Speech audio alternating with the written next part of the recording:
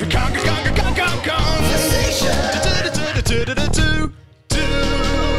ex-wife was an armadillo named Tiffany. Our love was never recognized by the state. Hello and welcome to the Kongversation. I'm Hyle Russell. I'm Chad McKenna. And this week, we're actually joined by a special guest. Once again with us, it is Steve from Rare Gamer.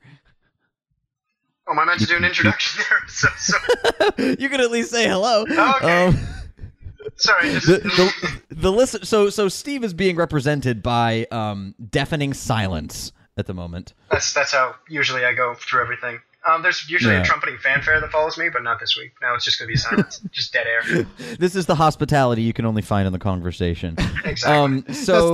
Steve, you were with us on our E3 2015 Microsoft episode. We actually met you the day of the Xbox press conference, whatever you call it. Media event. Was that the media event, or was that the thing that the after party? After? No, the after party was that wasn't the celebrity thing. There was one called like the celebrity. We didn't go to that one though. No, yeah, that was the FanFest, right?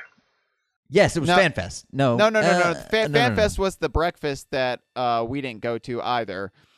Did we skip out at a fan breakfast? No, we weren't invited. That was the fan breakfast was the thing people had to wait in line for like all weekend. To get in. Yeah, I think Dan Dan from Killer Instinct Central went to that. Yeah, he got eggs and bacon, and he met Phil Spencer. So, but no, we whatever. It was the press conference. Let's just call it that. The big stage show gala hoopla thing where Craig Duncan came out and he introduced Sea of Thieves after Rare Replay, and we met you for that. And then we all met we all met Greg Males and some others after that. So and then you had to go back to Canada. Yeah, you guys are missing the best part though. It was the Airbnb.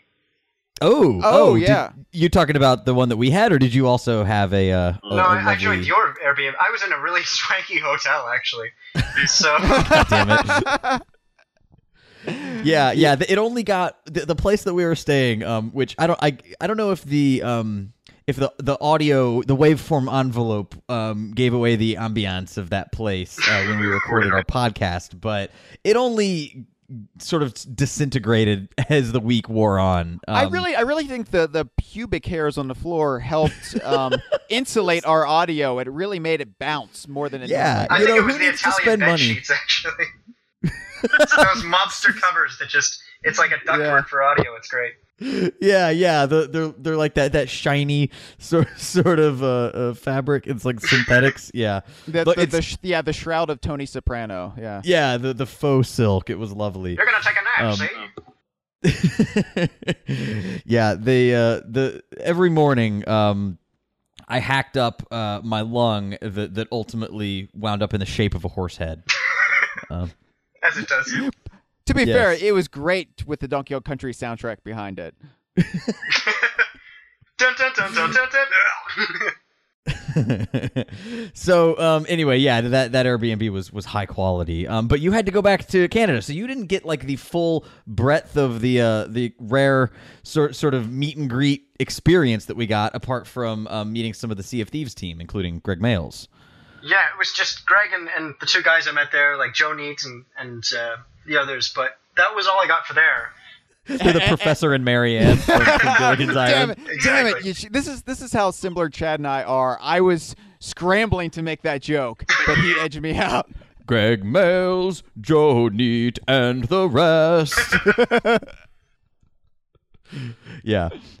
So you flew out there from Toronto, from the eastern, I guess it's not coast, but part of Canada, yeah. Yeah. And then all the way back. So that's extreme dedication. But finally, though, you've had an opportunity to have that style experience. Yeah, interestingly enough, and I didn't know it actually till a few days prior because it was promoted on the Xbox Canada Twitter feed, but they ended up doing a thing called the X15 media showcase, and on that they're basically inviting a whole bunch of developers to come down to Toronto, which happens to be the busiest city in Canada, and it's like a fifth of the size of LA. So it's all perspective here.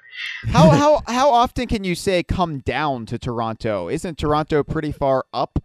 There are a lot of AAA developers in the Northwestern Territories. Yeah, I mean, you got Big Park Games, so Yeah.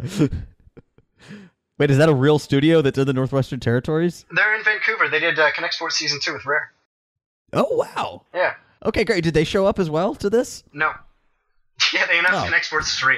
They just went with it. They're just at Rare going like, you guys should have come. I mean, look at this, it's amazing.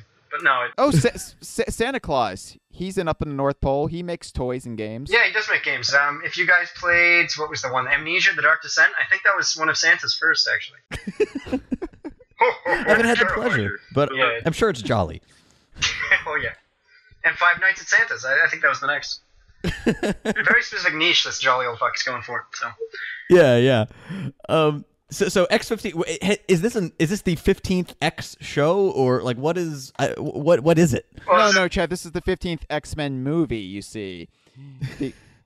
No, it's the year of our Lord the 15, so I think that's the significance of that. They're kind of okay. Well, they're adds up. buckling back down on that whole like this is the year the most Xbox releases are ever going to be seen. I know that's not the exact quote. I'm paraphrasing a bit, but it's like the year of Xbox, sort of like 2015 is going to be big. And looking at what Rare's done so far, I think that's safe to say that it's going to be. Yeah, you'd think that Xbox would strive to make every year the year of Xbox. Wait, are they just counting Rare Replay in the number of games they're releasing? Or are they just chalking it out up as 30 games and then say, yep, math adds up. Most games we've ever released. Well, I've got the tag here actually. It says the greatest games lineup in Xbox history. Okay. So that's what they're trying to go for. I'll allow it. All right. Yeah, we should allow. Yeah, there's enough love put into each one of those titles that, yeah, I think they can kind of qualify as an addition, a unique tick on the box. Yeah. You got into X15 here. Is this a public thing, or is it like E3 where if you pay enough, it's open to the public, or A little how bit of does it both. work? A little bit of both. It's Okay. interesting. What they had is essentially it's a come-all, public event kind of deal. They have Union Station is pretty much the furthest south that you can possibly go in Toronto if you want to stay on transit. After that, it's like you got to pay $50 to go down to the harbor front, which is just the area basically where you look off up here and see America way off in the distance. So if you go to Union Station, they planned at a certain time to have a shuttle to bring everybody down to the Xbox conference, or not the X15 rather, at certain times, and then they'd cut it off during the night at some point. So it was really interesting to see that, to be like, hey, we're going to provide you transport. So if you ride the bus, then a subway, and then the shuttle, which is what I did, you can get down here in like 2 hours. So it was really beautiful for that, because I left at 4, ended up coming right at 6.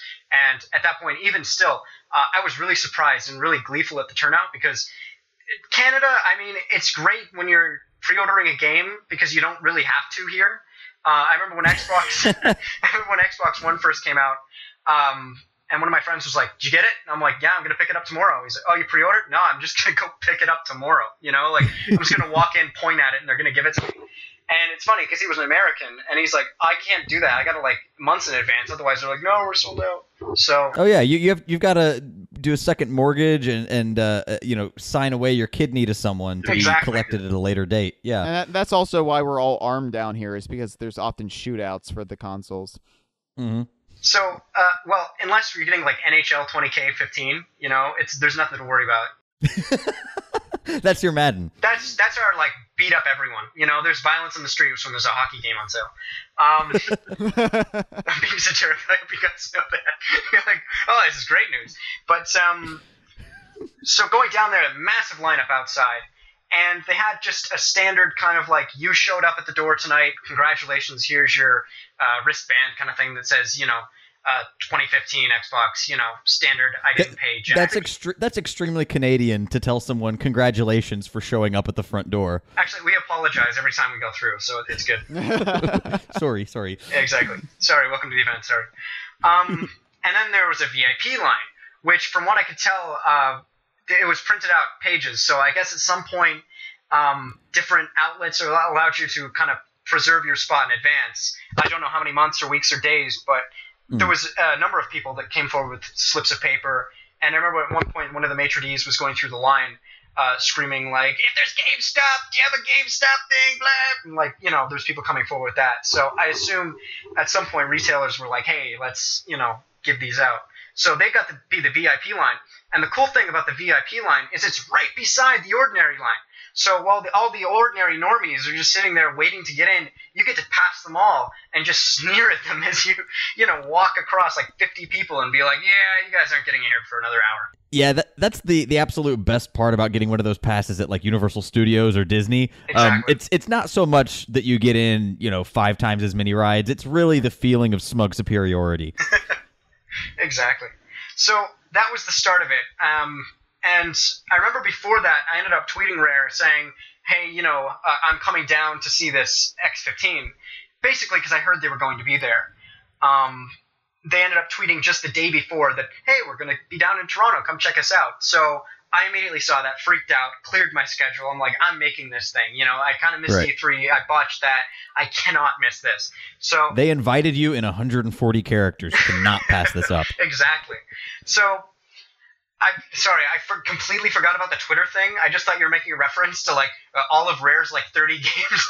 Conker's going to be there. Banjo too. All of our characters. And then I realized 140 on Twitter. Yeah. The cast is vast, but I don't know if it's precisely that vast. Yeah, exactly. So I ended up going down to the lineup there, and it's the typical Xbox gala. So you've got the dim lighting, the fog, and then the green lights everywhere. You know, typical thing like that. It was really hot, which is surprising for Canada. So we're sitting there sweating in line. The VIP people are just passing us in droves. And finally, we end up getting in. So we get our passes, our little like wrist straps, and immediately I'm on the show floor. And all I'm doing is just hunting out Rare Replay or Adam Park or I don't want to say the others. Let me just clarify. I'm gonna go back and summarize. I'm gonna make it up to the one guy that I've forgotten because it'll jog my memory. But in that lineup, I don't know if you guys are familiar or if you can even pronounce his name, but Peter, he worked on, he's been with Rare since Peter like Hentz. 2000. Peter Hentz. Okay, I always go to say Hentsy, and I'm like, that can't be right. That doesn't make any sense. But the All right, one, well, technically, we're not sure. We're just assuming hence. okay, and the other guy, Drew Quackenbush, which I will never forget that name because it's frankly. Well, that's another one we didn't know how to pronounce because it doesn't have a CK. It if you pronounced it like it could be Quakenbush. It could be as well. I should put that as a bit of a caveat. So Quackenbush. You know, Adam Park is just, it's, I love him. It's simple, it's to the point, there's no apostrophe, it's genius. He was really thoughtful when he was, raised by parents with that surname. Exactly. So, I scouted out for them for a while. I actually went up in the wrong direction. So I'm seeing like a complete other side of the thing. I'm looking around for it. And I think I saw Adam Park first because I saw the back of his Rare Replay t-shirt where it shows all the games that's released, all 30 of them. I'm picturing like a Turok Park Hunter kind of situation. Oh, absolutely. Like, there was music in the, like, down. Like, total, like, I was just, in there ready to shine. So yeah, an extremely polygonal Adam Park rears up and roars at you. Yeah, exactly. Well, he did. That was the great thing.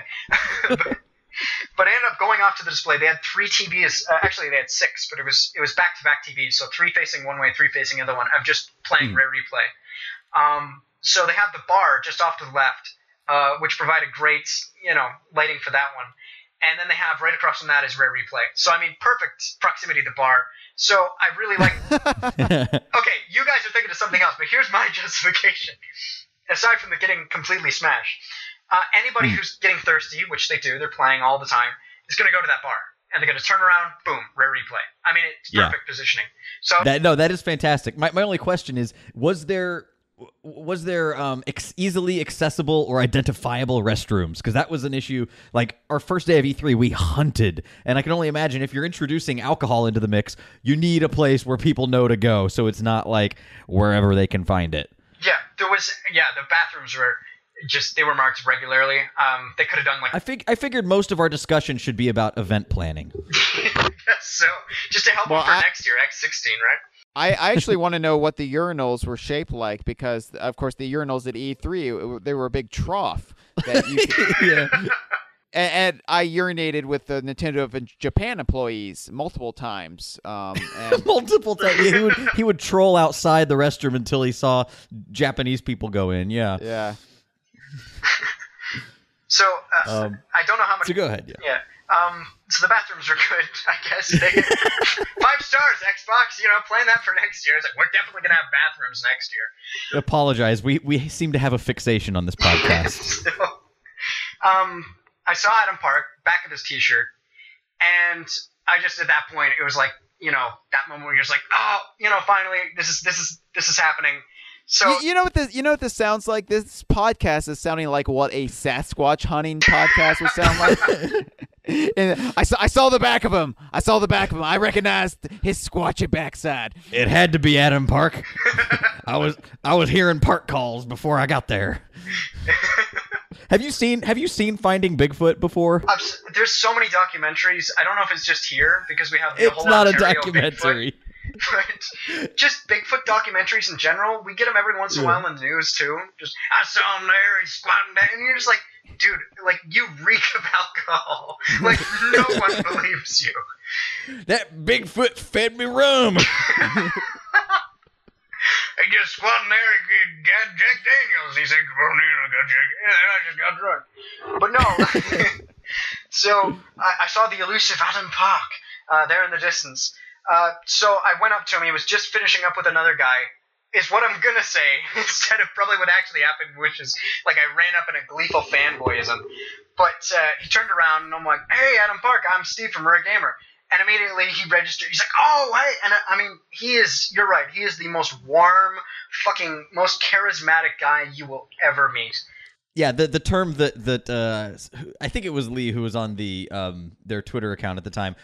We called him annoyingly charismatic, sickeningly charismatic, and they said that the Rare approved adverb was suffocatingly charismatic. Yeah, so, and it's great too because he fills the room with it, but at the same time, it's like I just met him, but the way he was treating me was just like we knew each other for years. We were best friends, seeing each other after a decade. Just he did that to you too, but I thought he and I were best friends for a decade.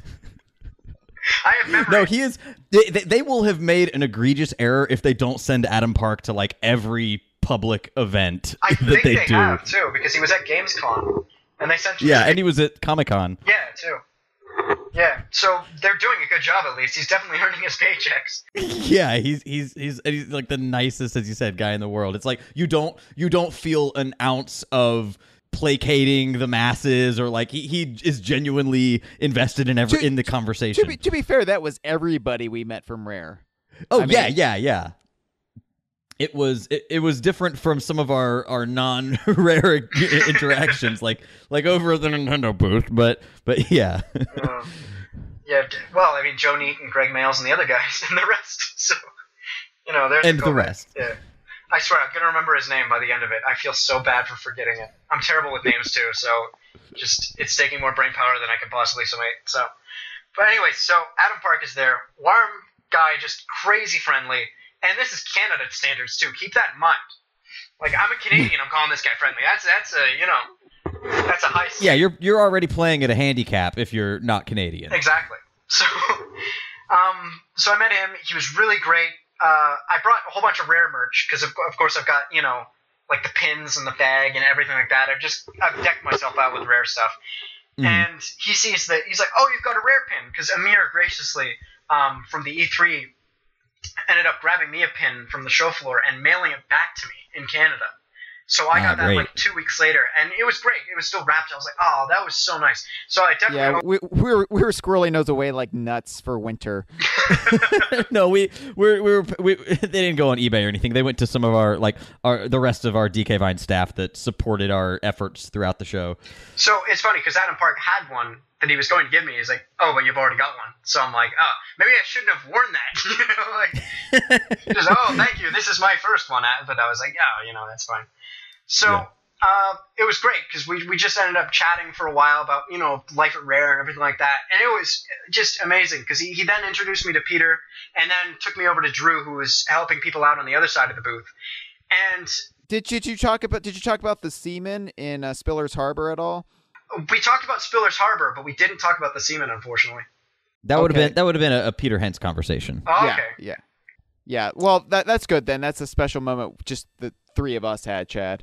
Yeah. we discussed probably in more detail than he has ever had a conversation about the Tip Top Suite from Spiller's Harbor. And he, having designed that stage, was actually, I think, the first mention of DK Vine we actually had in that conversation. Oh no! He didn't mention the semen. I'm actually yelling this in an empty house right now, so I hope nobody gets the wrong idea. But no, Peter didn't mention the semen. We got on the topic of Grunny's Revenge and everything like that, and he's just like, oh yeah, DK Vine is like in love with that game, and we just kind of got on the topic of that. But we're in love with the games that not a lot of people seem to be in love with. Well, I confess, Grab by the Ghoulies is like one of my favorites, so I definitely I'm so glad that's getting like a new life now. People are actually starting to say, why did people hate this game? Well, some people are saying it. Other people are like, Grab by the Ghoulies. More like, well, I think anyone who actually plays it is kind of having to eat their words if they made any words. Right, but I don't think critics are playing it for that reason. They don't want to. Critics want to seem infallible, so exactly. They don't go back on their word from 13 years ago or 12 years ago. But not to get too far away from your Adam Park interaction. So like, was this like a one night only event, or was it multiple? And it was insane too. The level of charisma from Adam Park was nuts. Learning that he had been there from 9 o'clock in the morning. So by the time I had gotten there, he had already put in like a full 8-hour day at that point. He's utterly indefatigable that way. Oh, absolutely. I mean, it helps probably there was a bar nearby, but he basically had one brief kind of hop back at the hotel and then back on the show floor. Like, that guy's dedication knows no bounds. I imagine he's like a hummingbird. He just goes around looking for nectar, and then he just flutters about. I think maybe it's maybe he feeds off the energy of everyone else. Like, we're all going to die 30 years before our time. He's a vampire, yeah. A psychic vampire, yeah. That's why he was so happy to see me. He's like, the next one. Actually, I believe that's a character in X15, Chad. Yeah. He's like, I just got a gray hair, but Adam was delightful. Yeah. Oh, I should mention as well, Mike Chapman is the name that I keep on skipping over. So it was Greg, Joe, and Mike Chapman. So, right. I mean, if he's listening, I do apologize. Mike Chapman. Sorry, Mike Chapman. We always forget you too, Mike Chapman. We met really a lot of people in a very short amount of time. Yeah. I'm sure you can relate. Because it sounds like you did the same here. So yeah, I mean, like, you got any like crazy anecdotes you can share with us, or is it all like, on a hush hush? As they say. I think, well, one of the first things I ended up doing was I kind of tailed after him a bit, and I didn't want to seem too annoying. I kept on feeling like, I'm tailing after them, and it's got to be irritating because it's like, yeah, we know you're here. Thanks. You want to see anything else? Like, get away from our booth, dude. But I didn't. Yeah, we were also kind of self-conscious about that. Oh, absolutely. I kept apologizing for. I kept apologizing for. I was like, I'm really sorry. I know we're, and they're like, oh no. Here, have a T-shirt. Yeah. And they're like, we're like, we're not gonna hog the game. Like, no, we want someone who's good at it to play it, so other people will see that it's fun. It's like they are. It's cool that the enthusiasm that comes from like a dedicated crazy person like the three of us are actually assists in the environment they're trying to cultivate. So they're all for it. Exactly. But again, I always felt that kind of nagging, kind of like, ooh, maybe they're just, but again, it's probably self-doubt more than anything. But the cool thing was I went up to Adam Park after and I'm like, hey, do you want to have like an interview or something? Like, just, and his reaction... Oh, you cut right to the chase. Oh, absolutely. Well, I asked this like an hour in, I think. But anyways... I thought you were going to say something. I thought this was going to get into like, like, do you want a drink? Do you want to come back to my jacuzzi? So, well, yeah, you must have been having some decent accommodations. Or were you like in there and then back home? Well, I'll get to that. Everything like that. It's over time. Oh my god, this is a whole saga. It's a whole graphic. I've only gone over the first hour. So I asked him that, and it seemed like he was bewildered. He's like, yeah, of course you can. I mean, you come down here, of course you can have an interview. And I'm like, oh, that's fantastic. So he ended up coursing with the other guys, and he's like, I'm just going to go off with Steve. So I'm sitting there next to the Rare Replay booth, and there's people coming up, and I kind of become the guy who's helping a bit. I mean, I don't officially feel like, oh, they're mistaking me for rare guys, but like people are like, how do you do this? I'm like, oh, you just press that button, and then I turn away. Yeah, we did some of that as well at E3. Exactly. So I became like the not needed at all helper, even though I'm here. So there was that as well. And then as they came back, I was greeted with Adam Park holding onto a gold wristband. And he's like, here you go. And it was a VIP wristband. So I was like, what? Like, I was completely blown away. And so I put it on and everything like that. I'm like, oh, don't I feel great? Like, my right hand has a black one for the, the normies, as I'll call them, as I stood my nose at them. And then the gold one on my left is like, this is the ultimate, like, you can get anywhere at this point. And wow. I learned after, too, they're like, oh, yeah, with this band, drinks are free. So it's like, oh, cool. So you can go up to the bar and just order anything. So you're like, all right, I'm only going to remember the next 15 minutes. Exactly. Man, that's why I have it on video. It's like the rest of it is just me upside down in an apartment, like slow pans on my face with Adam Park laughing in the background. Like, who filmed this? Captain Bones. Exactly. Yeah, Captain Bones. So you wake up the next day and you have the penis from Pterodactyl Land on your forehead. That's how that goes. Actually, we do have an intro. I'll save that for later. I won't get too much into that. Okay. So I want to keep things nice and chronological, that's all. Right.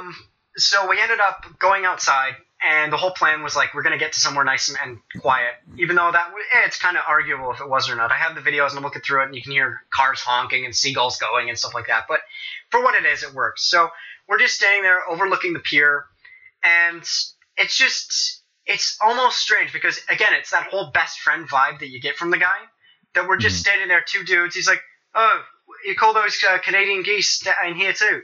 Or he's like, what do you call those? And I was like, oh, Canadian geese. Oh, yeah, we call those Canadian geese too. I was just wondering. And just innocent. You don't just call them geese? No, geese. Well, I turned to him after and I said, yeah, that's our national animal, the one that hisses and shits everywhere, Like, that's what we want to be remembered for, Yeah. So we're just hanging off the ledge for a bit, and eventually we ended up meandering to a bench. And, before I get too far along with this, I laughed so hard because I texted Chad about this yesterday because I said we were outside, and you ended up saying, like, oh, this was some kind of, like, outdoor event and everything like that. Like, it's just you come in a big field and stuff. And I said, yeah, Adam was pushing me on the swings. I think it was a big thing like that. But it was just a brief break from the inside. So we came outside, we did that, sat on the bench right across from each other, and I just had planned interview questions. And, I mean, it was amazing because I'm just sitting across my phone trying to keep it as steady as possible, asking questions. And most guys that you talk to, they'll have one-word answers and stuff like that. They want to get back to the thing. But he was a wealth of information. And just going back and recording all the transcripts, I'm like, this is crazy. Like, if I had gotten 3 guys out here, it would have been the same information as I got from just Adam Park. So that was, and he even knows which Brothers Bear is best. Like, he knows everything. To be fair, that's not a hard question to get right. It seems to happen a lot. You've just ostracized everybody who didn't guess Bear now. This is well, Bear's got his own storied history that we're not entirely in the loop on. Oh, okay. There may be some bubblings at Rare. Who knows what the true story behind Bear is? Okay, there we go. So we ended up doing the interview out there, and unfortunately it was near sundown, so by the time that I finished it, it was getting really dark, so I hope that doesn't disturb the quality of the actual video. I've transcribed the magic hour only made him stronger, I'm sure. That's where he got this. He was sucking energy from the sun at that point, I think. He needed to oxygenate his bloodstream. Exactly. So going on from there, we basically finished up the interview. Got everything I needed. I've transcribed the audio on the site, so I will upload that at some point, probably as the weekend comes to a close. But I've got that and the actual video interview, so I can't wait to do that. And I'll do an impressions video or an impressions write-up after this. This is probably going to be one of the main things, is I'm just going to gush absolutely here about how awesome X15 was. So yeah, we basically came back inside, and there was people flocking to Rare Replay, which I loved seeing. I mean, there was just lines and lines and lines for Halo, and there was lines and lines for the general stage area where they were throwing T-shirts and just whole sorts of everything out. So it was really great to see that even though all that was going on, Rare Replay still had like an avid following, and people coming up and being, oh, I didn't know they made this. Oh, this is cool. And just having that active thing. Even playing like Perfect Dark too. Like I ended up setting a multiplayer match between 2 of the television screens and just had 4 people going at it. And it was just really interesting to see that kind of work itself out there. Oh, that's cool. Yeah. And then at that point, I got my first taste of fan hatred. Because here we go. This is where it gets interesting. I don't know what it was, but there was people that, well, one guy in particular ended up coming up, and I don't know what it was about, but just that they would come up and just, I guess it's my like snobbish encyclopedic knowledge of Rare that they were asking these really basic questions, and like, I mean, the Rare guys weren't phased at all. They're like, yeah. And I was just like, how do you not know that? Like, just like, oh, you guys made Cameo? And I'm just like, what? There's that whole drawback to it. I'm trying to remember. There was one conversation that one of the guys had, and I think I probably looked cool on the surface, but it was like a kettle sound just on the inside of my brain. You know, just that like rising tempo. And just... Did they ask if Donkey Kong Country was in it? Or well, where's GoldenEye? What's wrong with you people? That came up, actually. That did come up. I actually made Peter laugh because we planned this guy that came up. He's like, you should say that you're going to release GoldenEye on April Fools is what you should do to tease everyone. Yeah, you should do that because people don't hate you enough already on the internet. Well, it's funny because I said, no, up the ante. Say that you were going to put in GoldenEye, but you had a fan poll and it lost to Taboo, The Sixth Sense. So you're like, we're going to put it in, but I mean, the fans voted and you guys really wanted this one. So here you go, guys. So, the fans coming out, I say fans in quotes because, I mean, these people, like, you know, they're full of Halo merch and they just happen to come over. But again, Adam Park, just the niceness of it all was just completely overshadowing it, you know? Like, Peter and Drew just, they were exuberant with just the lighted energy of everyone. And I'm like, how can you do that? And it's funny because later on I came up to Peter and I'm like, I'm so sorry. Because this one guy like wouldn't stop hassling him for like half an hour. And just, oh, God. Just on behalf of the universe, you'll apologize for that guy. I sound like such a dick right now, but I can't put it in words enough how like just infuriating to be around this kid was. And I'm sorry if he's listening to this, but I mean, I hope he's not, just because I feel really bad if he was. First, it's the guy who stood in line with us before the media event. Now this, who won't you throw under the bus, Steve? No. Hey, you mentioned it first, man. Jeez. Steve, they're not listening to us. John Tron's right over there. But yeah, like, but it was cool because, you know, still interacting with everybody. You got to see, like, people getting into it, at least. Like, there was one guy, it's like, didn't Microsoft, like, not let you guys make anything good? And it's like, why would you ask that? Like, that's such, like, at that point, it's like, that's straight up disrespectful, dude. Like, well, yeah, no, but all the good people left. How could they possibly have made something good? That was the other thing. Oh, I remember what it was now. Oh, you guys are going to rage so hardcore at this. I'm sorry. Oh, great. This is great. If there's anything that's too low, it's my blood pressure now. I'm shaking in my seat. Oh. I was hoping my evening would be ruined. Thanks, Steve. Here we go. So, guys, like, when are you going to make a new Banjo, is what he said. And the guy's like, well, actually, there was Platonic Games. They're making a new, almost Banjo successor. It's called Yooka-Laylee. And, you know, he's prefacing it like that. And then he comes over, he's like, yeah, who are they? And he's like, are they Rare? And it's like, oh, they're X-Rare, you know? Like, they used to be on our team. Wait, who was saying this? One of the Rare guys was actually plugging Yooka-Laylee? Well, he was basically filling him in. I wouldn't say that. I don't want somebody at Rare to be like, why were you, like, oh, no. I'm not trying to say, like, you know, get anyone in trouble, like they're promoting the competition. I just think it's incredibly, like, it shows kind of the sense of game dev community that he's just like, well, not right now, but check this out. Exactly. Although I would argue that Yooka-Laylee is not competition for anything Rare's doing. So I don't think anybody would get in trouble for promoting Yooka-Laylee. Yeah, or just like pointing this guy in a direction where he may find some satisfaction. Exactly. Yeah. So off of that, he ended up saying like, "Oh, who's Platonic or whatever," and he's like, "Oh, a bunch of Rare X guys. They started a Kickstarter. They're making this game." And then he's like, "Oh, what have they made before?" It's just like, this is their first game, dude. Yeah. Like, oh. I mean, you can look at their pedigree and then look at Rare Replay and see a lot of it. Yeah, exactly. So, and it's just stuff like that, and like him coming up and being like, "Oh, Grab by the Ghoulies was awful. I hated it." And it's just like, dude, this guy probably spent months of his life working on it, and you're just slagging it off. Like, that's really not cool. To be fair, Steve, all the good people left Rare after Ken Griffey Jr.'s winning run. So exactly. Once Oliver Norton left the company, I mean, that was it. Yeah. So was that like the exception to the rule though? These sort of annoying, as you said, like the fans in quotes. That was literally one guy. I mean, all of my fervent hatred was like boiled in a single human being. I think it was almost like a yin yang thing. They're like, well, we got a guy that's a huge fan of Rare. I mean, we have to balance it out somehow. Like, go in there, Jimmy. He's like, I'm gonna piss all over this, you know, like. Yeah. If you ever touched him, the universe would implode. I almost punched him, so I'm glad I did it. I'm only joking. I'd be like, damn it, Steve. So that's why I ceased to exist. Exactly. I would at least hope it would be more than one punch. I mean, you're a Rare fan, so it has to at least be an ultra combo. Yeah. So, actually, I found out, too, interesting enough, that Drew is the only Canadian guy on the Rare team. Oh, wow. So, that was really interesting to find out. Like, I thought they'd have, you know, so much more. Because being a Canadian like I am, I'm like, I want to work for Rare someday. Like, that's my ultimate ambition, you know? Mm-hmm. So, it's surprising to be like, oh, nobody else is... It's just an ocean guy. It's not like there's a ban on it or anything. Yeah, can't work for Rare. You know, if not for Drew, you could be the first. Yeah. Well, it's humbling, to see that he's actually a Canadian over there. It's really like there's nationalistic pride there, you know? Like, yeah, we got a Canadian in Rare. Cool, man. Yeah. Like, yeah. That's awesome. So it's funny, too, because everybody, a little in-joke, too, Adam Park and Peter kept on calling the CNN Tower, the CNN Tower. And he would drive Drew up the wall every time because he's like, all week it's been like that. It's just, oh, let's go see the CNN Tower. And he's like, it's the CNN Tower. So it was that.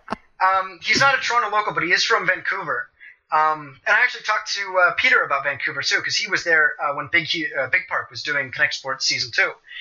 And he said, like, he's like, oh, it's so lovely here right now. And I'm like, oh, wait till a month from now when everything's frozen over. You know, it's going to be, you're going to wish you were anywhere else. But he's like, yeah, I was down here in March. And I'm like, March? Okay, was there still... And he's like, yeah, there was snow on the ground. He's like, I was actually leaving my hotel, and there was snow. Like, I was on my way to the pool from the hotel, and I was crunching through snow. And I'm like, yeah, that's such a common thing. Like, it hangs around forever. We have, like, basically 2 months of good weather, and then it just goes completely frozen. That's the exact inversion of what it was like living in Houston. It's horrendous. You basically have summer and January. Yeah. And it just, yeah. So they had some first-hand experience with Canada. Adam Park, I keep on calling him Adam Park. I should just call him Adam. Like, it's like Bill Gates, like, you just say the whole name. But yeah, Adam was great with it. Adam Park is a brand at this point. I think so. I think there's a trademark on his business card. But yeah, we ended up having just an amazing time. I mean, they do know how to make a Rare fan feel like they're welcome. Even though I was sitting there, like, in my own self-doubt, they pretty much did everything to be like, you know, it's so cool here. And I even mentioned, like, the Rare guy, too, or the fan, rather, that came up to the guy and said, like, all the insulting questions. He ended up saying, you guys are Rare? And he's like, yeah, we are. And then he pointed to me, he's like, who's that guy? Like, instead of asking me, who's that? Like, just pointing to me. I'm like, I'm right here, you know? Like, yeah. He's like, who's that guy? And he's like, oh, that's, and again, it's like this. Oh, that subhuman over there? No. It's great because, again, my patience would be boiling at this point. But they were totally calm and collected. Like, they're like, I'm just here to inform you. That's Steve over from Rare Gamer. He's like a super fan. And it's like, it was so nice of them to just be able to do that, to communicate that. And I don't know, I couldn't find myself doing that. And it's so nice that they were able to do that. I can't get over it. Yeah. So, and again, even as I'm coming to a close here, but I'm trying to think of, like, quick little quips that happened over the night. Adam Park and I reset the Kinect, or the Xbox One console to have all 3 videos play the Rare Replay intro all at once. And it was almost synced up, but that was like a moment of glory for me. Like, oh, I'm with Adam, and we're syncing this up, and that looks amazing. And I took a video or a picture of it because I was just like, I need to include this when I do my write-up because it looks crazy. Like, everything's synced up, and it's total attract mode, you know? Yeah. So yeah, we just like because everyone just hears this like deafening cacophony of toe tapping music, and they all kind of they start moving away from Tomb Raider. Exactly. So at that point, I mean, we were talking about rare and rare culture and just the nicest guys you will ever meet. I mean, I say that with no hyperbole whatsoever. I mean, they made you feel like you were completely meant to be there. I'm glad that we can have you on here to corroborate this, because we did get some criticism at our episode where we talked about our week with Rare. It sounded like we were shilling, and throughout the thing we constantly felt that way. But you can vouch for this. I mean, as someone who has been following the studio for nearly your entire life, this is it feels so unprecedented. But they have gone to such lengths to like key into exactly the kind of experience that you would want as someone who, Willy Wonka's factory is, if not the doors being blown open, they're sending out the Oompa Loompas to interact with the public. Exactly. It's amazing. I was them up calling them Oompa Loompas. Right. They're sending out their orange slaves to delight all. Probably from, doing the Comic-Con thing, Adam was looking a little tan, but at no point would I call him an orange man with green hair. Yeah. He's not a creepy mutant that talks in couplets. Right. That's the GOP frontrunner right now. It's not a popular opinion. Yeah. I mean, they did sing in key the Oompa Loompa song, but that doesn't mean they're Oompa Loompas. It just means that they sing the song. But yeah, and at the end of the night too, I mean, it was fantastic too, because I remember going, the last shuttle's going to leave soon, and I should really get on that. So I told them, I'm like, hey, I'm going to be leaving soon, and, just to preface it, I don't want to be like, bye, and just leaving, So I'm just like, hey, I'm going to probably leave in about 10 minutes or so. I actually had my Connect Sports Rivals cover with me, like just the casing. And I had a pen with me, and I'm like, do you guys mind, signing this? And again, completely we haven't signed these in a while, and I've to a fault, I've gone after celebrities before and gone You've gone after Is this a confession? Not stalking them in their trash, but I've seen them out in public, and they're entitled to their privacy, I get it. And I don't fanboyish, I keep it very low-key, and I'm like, hey man, I love your work on this. I'm a real fan. The best way to prove that you're low key is to scream it at their face. Exactly. So, and I've done that before, and you do get some animosity from some people. I mean, I'm not going to name names because that's really unfair, but just seeing people around Toronto, they had TIFF, the Toronto International Film Festival, and they get celebrities from all over and stuff like that. And you just see them in coffee shops and stuff like that. So just being there while I was at university, I'd see somebody and be like, oh, hey, I just want to say, I don't mean to, take any time away from your thing. I know you're very busy, but I just want to say, I love your stuff that you've been doing, blah, blah, blah. And, they look at you and they're like, yeah, okay. And you're just like, all right, I'm sorry to have beleaguered your existence with my presence. I shall remove myself immediately and punch myself. It just felt like that kind of thing. But with these guys, you're just like, hey, do you mind signing that? I know it's awkward. And they're just like, oh, that's fantastic. Hey, I'm glad you brought this and everything. So it was really cool seeing that end of it. Yeah. That's excellent. It's probably honestly a thrill for them to I'm just thinking if there was something that if anyone ever asked me to sign an Elvis and Slick Monty DVD, I would go home and fist pump the air in victory. There's probably a part of them that enjoys doing especially since they're shit upon by so many corners of the internet. It's nice that they can see firsthand that there are people out there who just love everything they do. So it's good. It's good for all. It is, really. And then at the very end, I mean, there was handshakes and selfies taken. And actually, really cool, Drew Quackenbush ended up giving me his the lanyard with, the staff icon on it. Oh, yeah. So it's I have it here, actually. It just says Staff X15 Media Showcase. That's amazing. Amir is probably, drooling into his iPhone right now. I mean, there's no Rare logo on it, so there is that. They did give me a bunch of cards, business cards and Rare Replay cards, so that was really, really nice and really cool. Oh, awesome! There's no Rare logo on it, but it does have Quackenbush DNA on it, so Amir could clone another if he wanted. Attempt number 54. It's what's your name? What's your name? It's Andrew Quackenhort. Nope. Just Terminator. Nope.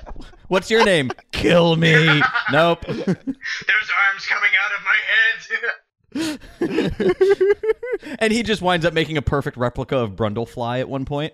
Oh my! I could just imagine him in the booth, just cloning him like that. And he's like, "Hi, I'm Adam Park." And he's like, "Okay, perfect, I did it." And he's like, "Okay, tell me a rare secret." He's like, "Hi, I'm Adam Park." He's like, "Terminate."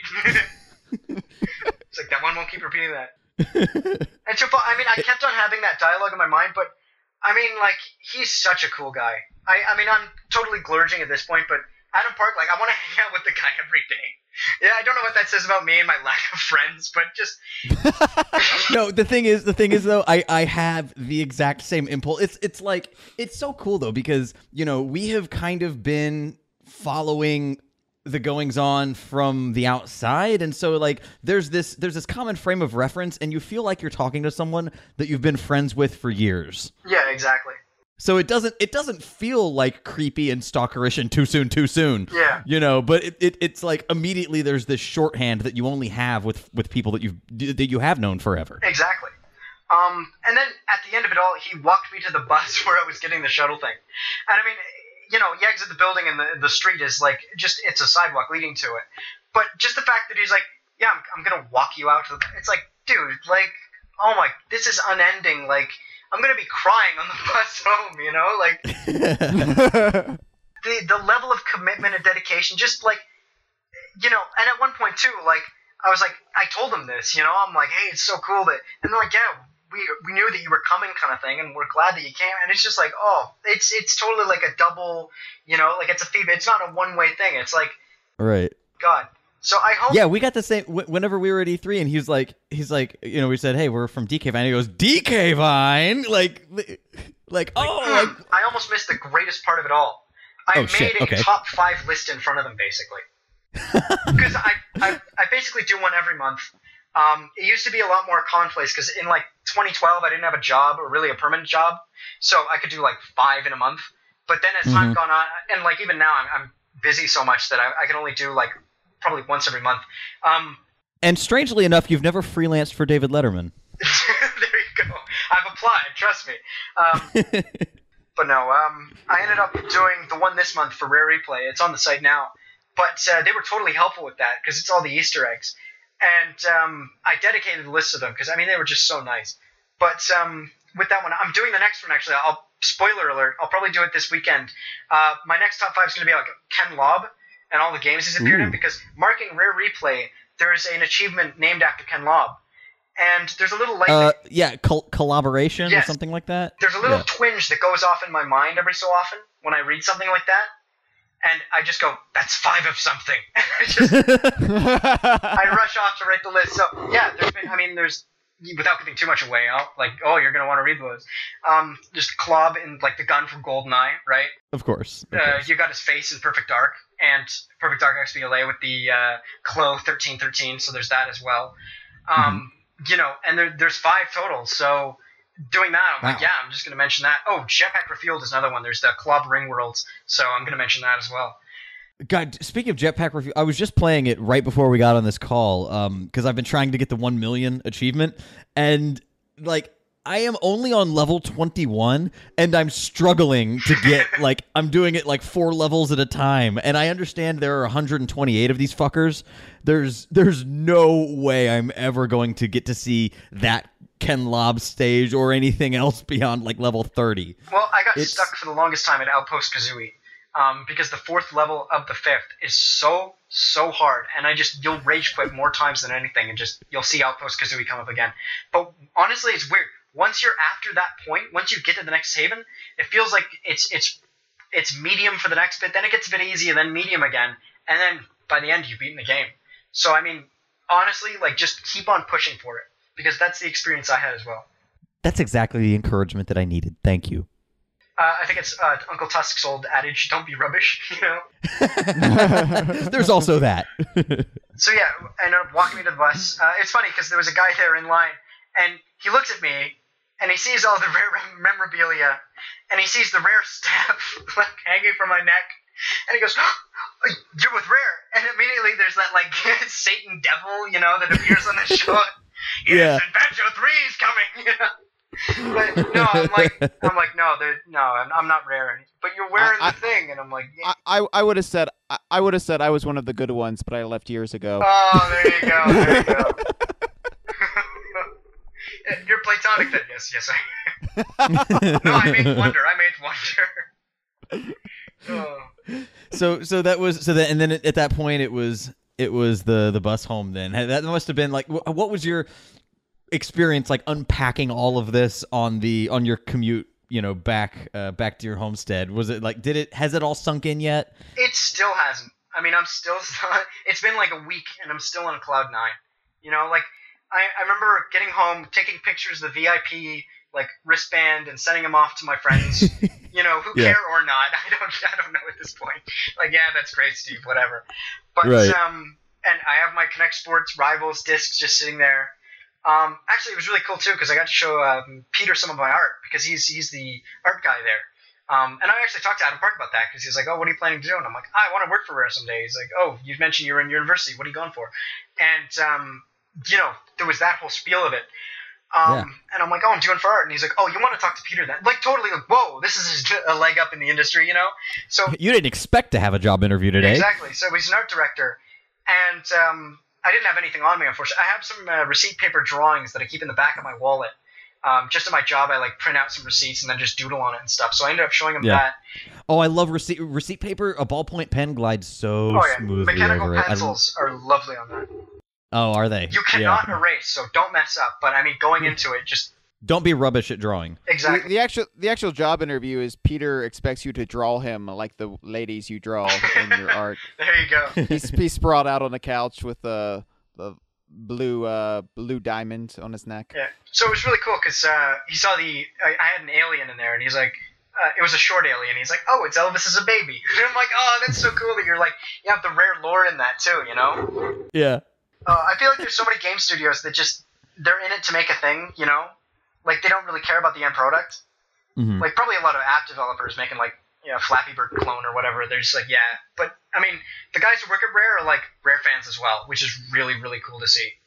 Yeah, and I think at this point it's sort of a mix of like the legacy people, despite the fact that everyone good left in 2002. There's those people that have been there and creating all those games, and then there's kind of a newer contingent that are probably like super fans and bugging them to a certain degree, but exactly. In the way that any of us would. You just can't help. That's why Greg Mails is always hiding. But no, I feel like now it's at the point where, they, especially with Rare Replay, they're kind of acknowledging the fact that there is this obsessive interest in this stuff that, normally people, they would only want to see the finished product, like the most polished, but the story of the development is in and of itself very valuable. Exactly.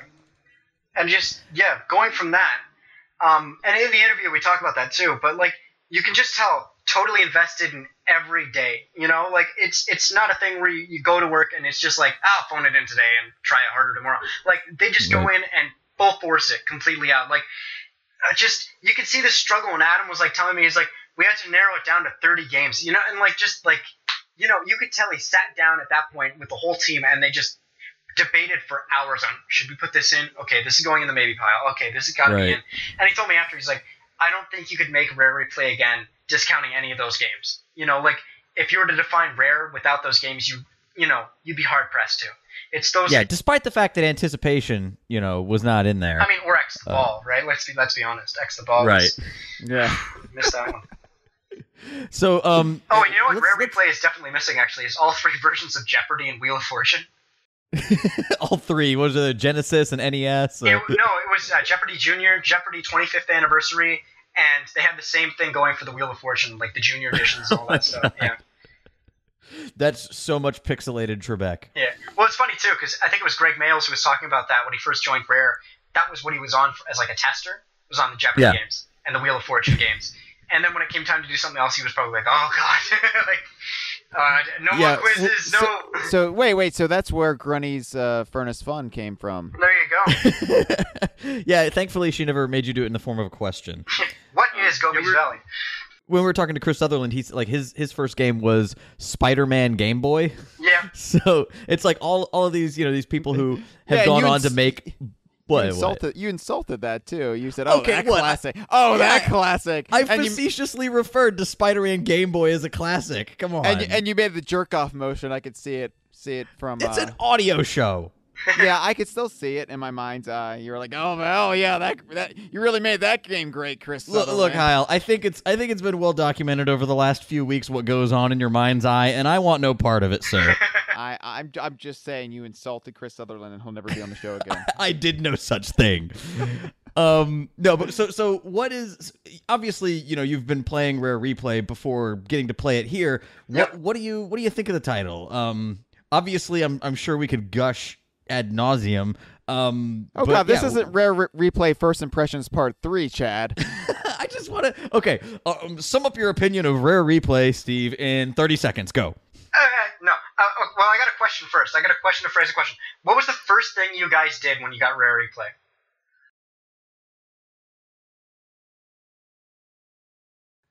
For me, it was Jetpack. I felt like I needed to start at the start, and I had really lofty ambitions of going chronologically, but that fell apart almost immediately. It's like I feel like I'm just, my brain is riddled with ADD when I'm playing this collection, and I wanted to go chronologically, but what I wound up doing was starting with Jetpack and then kind of finishing out Jetman's story, at least experiencing all of that. Then I went back to the next one down the line, and like I did some Tick Attack, I did the Saberman games, but then as soon as the patch for Jet Force was out, that was all thrown to hell. So. Yeah, it was just so hard for me to wrap my head around everything. It was like a slippery ball you're trying to hold on to, and you just couldn't get a grasp of the whole package. So I think it was Banjo-Kazooie. I really, I watched whatever videos I could, first of all, but Banjo-Kazooie, because I had to show my girlfriend Banjo-Kazooie. So, your girlfriend, Heil? Yeah. Well, then, girlfriend. Well, we'll talk about that anyway. So now's not the time, Chad. I got engaged. And now's not the time. Anyway, so yeah, that's what I did. How about you? How did you wind up approaching it? Yeah. I went into Grab by the Ghoulies first, straight off, because I'm like, that game looked absolutely thrilling and amazing. I want to see what it looks like with the graphics, just unbelievable.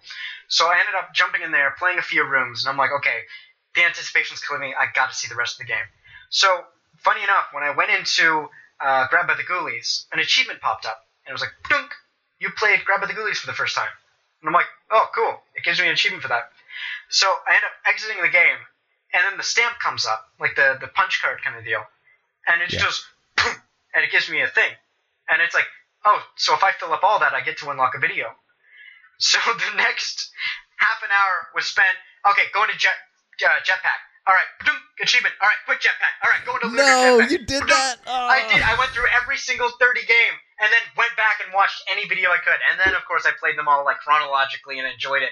But for the first little bit, I'm just like, I want to watch videos. I want to see like what the interviews were like. Yeah, I've likened the experience of like, now I'm at the point where I have to get 10 or 15 stamps to get the next thing, yeah. And I feel like a junkie. Like this is I desperately need my fix, and no amount of Rare's YouTube channel methadone can satisfy that sweet stampage. And you're going through achievements. Is this enough? Just that whole formula. But even with it's funny because you know how it saves your progress from previous games you played. Mm-hmm. I went into the BK and BTX BLA files, and it was just like a gunshot because the stamp pops up and it's just like boom, boom, boom, boom, boom, and it just gives me like a whole card and a half. And I'm like, all right, that's cool. So that was, well, I guess I'm going to learn all about Blast Core. Oh, there you go. So yeah, that's been my impression so far. It's just, again, as Adam Park said, you can't put together a better combination of Rare's games right now in a 30-pack that would better sum up their legacy. And it's not just the fact that it's, like he said, he really wanted to avoid like having an executionable file with 30 games, Like just here's a list of all the games, play them. Like there's so much dedication that goes in like bringing them into a cohesive, like presentable thing. Like it's one thing to be like, we're releasing a compilation, and it's another thing to be like, the compilation will be on par with all the amazing things that we've released over the years. Like you can tell from even just the opening number. I mean, they didn't have to do that. It could have been just a title screen with a Rare logo. You press A, boom, you're in. But the fact it's amazing that they've talked about, and they've even showed on Twitter some of the development process behind finally landing on this vaudeville aesthetic, and this is definitely they said that once it came about, they all immediately agreed this is the way to go. But it's just so pitch perfect for what they're trying to do. This because it's kind of it is sort of a sideshow. It's these there are some games that are a bit rough around the edges like Digger T Rock, but they're still sort of a loved part of the collection. There's the freak show, there's the center stage. They've got all the elements in like a traveling circus, exactly. And so it's just a perfect way to visualize it. And I'm so glad too that they're actually it's now into I think the third week, and they're still at number 1, right? Like in terms. Are they really? I knew they got the first 2. I think it might be the first 2 then. Well, I mean, they got to be in the first 3. I ended up going to work today, and there was a guy that bought it, and he has an interest in Rare, but he doesn't know about it, he's not the type that would. He's more of a Call of Duty guy that would go out and buy that title. So to see him actually I picked up Rare Replay. I mean, it was a fantastic price, and I get 30. It's that's perfect. More people should be doing that. So is Rare Replay their most successful Microsoft title now? To date? I'm not sure. Well, it's probably a bit early to tell on that. I hope it continues to do well. Yeah, I'm sure. Yeah, it seems like this is the kind of thing that there is so much diversity in the lineup that it probably will have more staying power than a lot of other games that are kind of flash in the pan. Yeah. So I would be surprised if in a year's time this is not easily their best Microsoft title. Yeah, I could definitely. Certainly better than Ghoulies, right, guys? Until Sea of Thieves comes along, you gotta have high hopes for that too. Yeah. I can't wait for Sea of Thieves. A pirate game? Well, that's not a Rare game. Rare's never made anything with pirates. It should be. You should make GoldenEye 2. The Goldener Eye. Golden Thigh. So, speaking of we did have some calls that. We had lofty ambitions for this episode, but as we're already about an hour in, we have some calls that we'll get to next week that are unrelated to this big subject at hand. But I feel like it's a good enough time as any to segue over.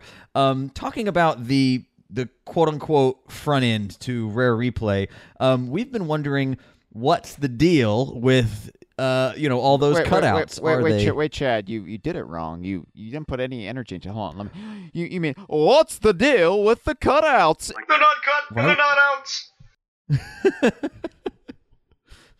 So yes, as Jerry indicated, actually, Jer, I'm tight like that. It's me and Elaine. That's all I get to call him, Jer. Oh, you're not doing the Greg Mails thing? G-Reg? What's that?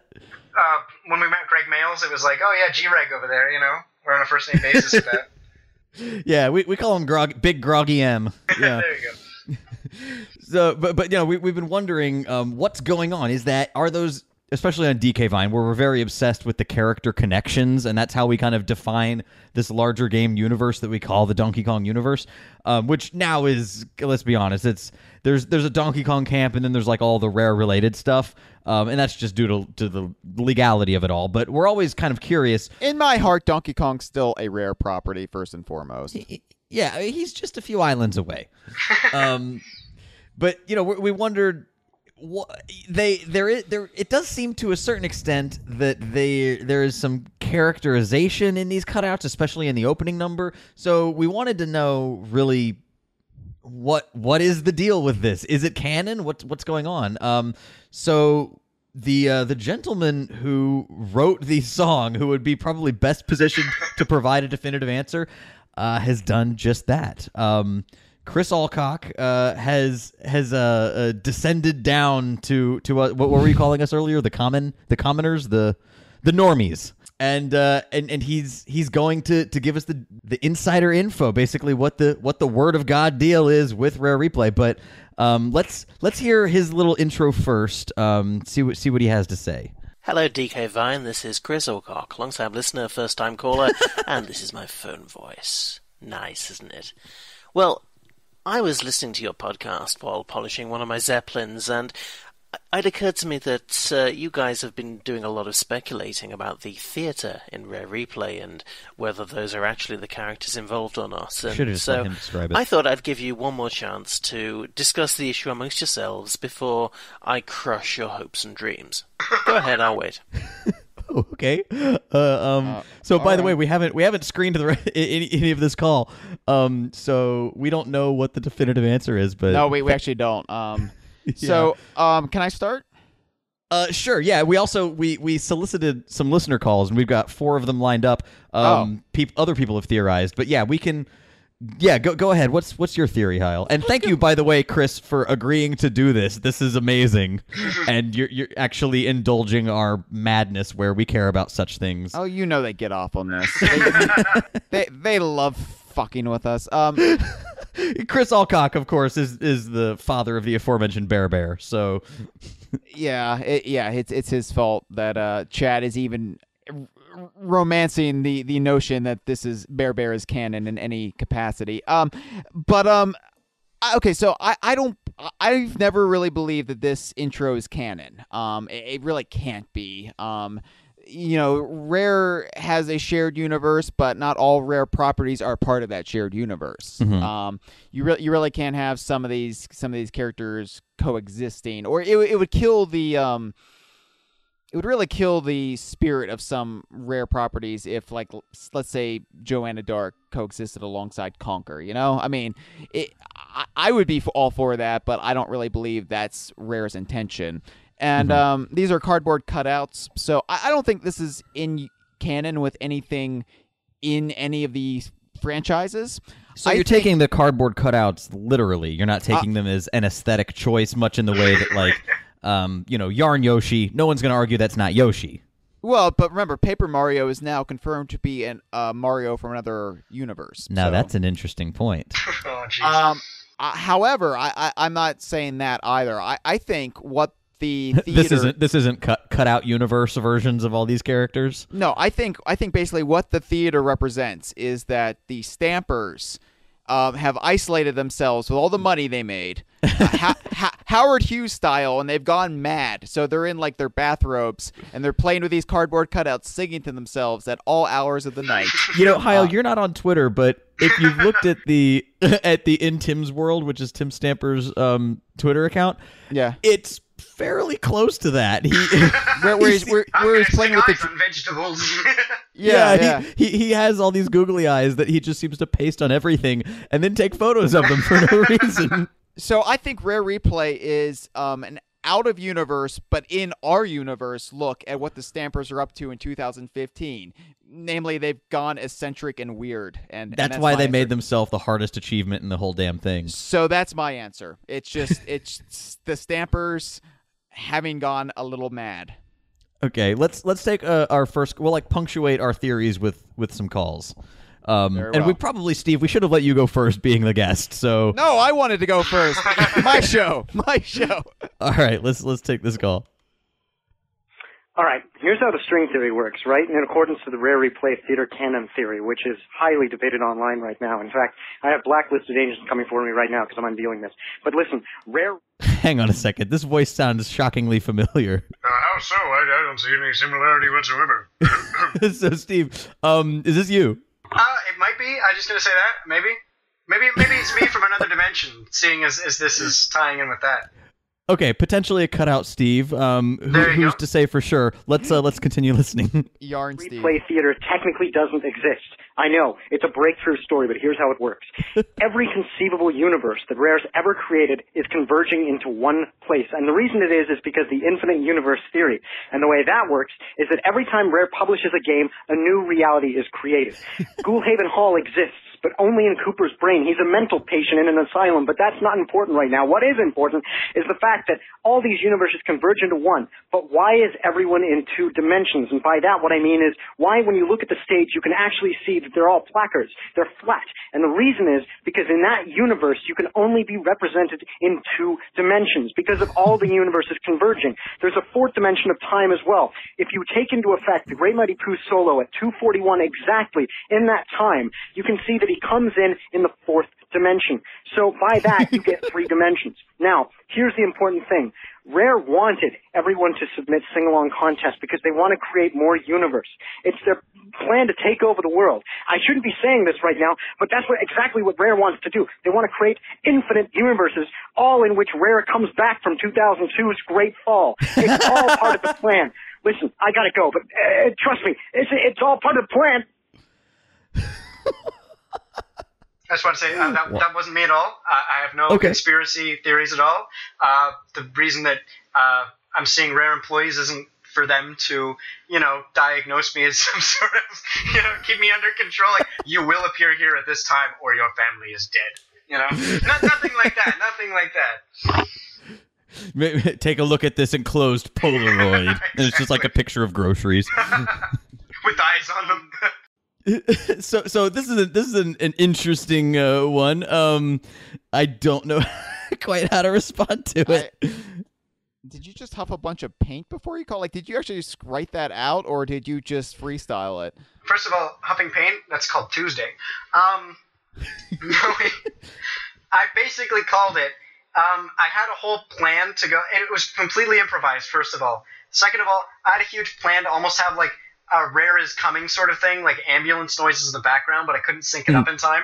But yeah, the whole thing about that was that, Rare Replay, the actual theater itself, is, I basically said it there, is every universe that Rare creates coming together into one universe. So it's like a nexus, basically. Essentially, yes.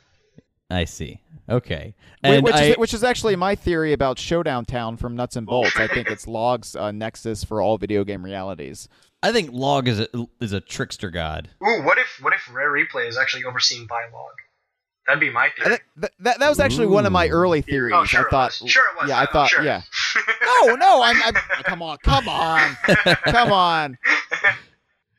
Yeah, you rejected that one though, so you can still appear cool and aloof about it. Exactly. I do. Are you into like theoretical physics, string theory, and all that for real, or because that terminology just seemed to roll off your tongue? Yeah, I like it. I'm interested in reading about it. I don't spend every night reading about it, but I do enjoy what I see, and especially if it can come in contact with Rare. I'm more of a fan of Rare than I am with string theory, but I still like the occasional, Yeah, much to the chagrin of Brian Greene. I went through a phase in college, probably about 2004, like both of Brian Greene's books, of course, Fabric of the Cosmos and Elegant Universe, but I didn't get much beyond that, so I'm wasn't he on 90210? Yeah. That was when he lived in Texas, though. See, I'm keeping up, Russell. Okay. Yeah. Two could play that unnecessary reference game. So anyway, yeah, it was nice. I like the idea that like you have a scientific basis in this nonsense. Well, I mean, it is. I do have the official explanation because I talked with Adam about it, so there is that. Yeah. Oh, well, then you disqualify yourself. But I mean, well, here's the thing, right? And I used to have arguments like this all the time on the forums of the site because there's a reason in canon that it's done, and then there's a reason in development that it's done. You know? Like, you can be like, why did Gruntilda do this? And the answer clearly is, like, the developers wanted to do that. But then you have to come up with, like, an inverse universe, like, explanation for it. Like, oh, she wanted to do the beauty side, and you'd have to explain it that way. Oh, yeah, everything must be justified from the point of view of the characters and the reality. Exactly. So I do have the explanation of why they did it in a development sense, but I don't see why it's the whole universe as Rare as intended. I couldn't give you like a chronological explanation of like the whole canon there. It's just see that's well, in case you're just tuning in, 1 hour and 17 minutes, we're gonna have exactly that answer at the end of the show. I just want to say that's why other Smash Brothers fans hate us and we don't get along well with them because we have to come up with explanations for how everything happens in Smash Brothers, chest of times and whatnot. But it's more fun that way. It's more fun that way. I know, but people hate that. They're like, this is where I'm saying, well, the Rare Replay intro is not canon, but that's Smash Brothers fans' rationale for the entire game. It's like, well, that's not canon. They're just trophies come to life. Shut up. Yeah, there's nothing less creatively fulfilling as a fan than the term non-canon. Yeah. All right. So okay. So I think we've heard from this unknown caller and or Steve. Let's take another one. So hi, this is Kara from the forums, and you wanted to know all the theories for the nature of Rare Replays, theater, and cutouts. And I guess I'm just going to come up with a slightly improved Half-assed theory, sort of crazy like some of the earlier,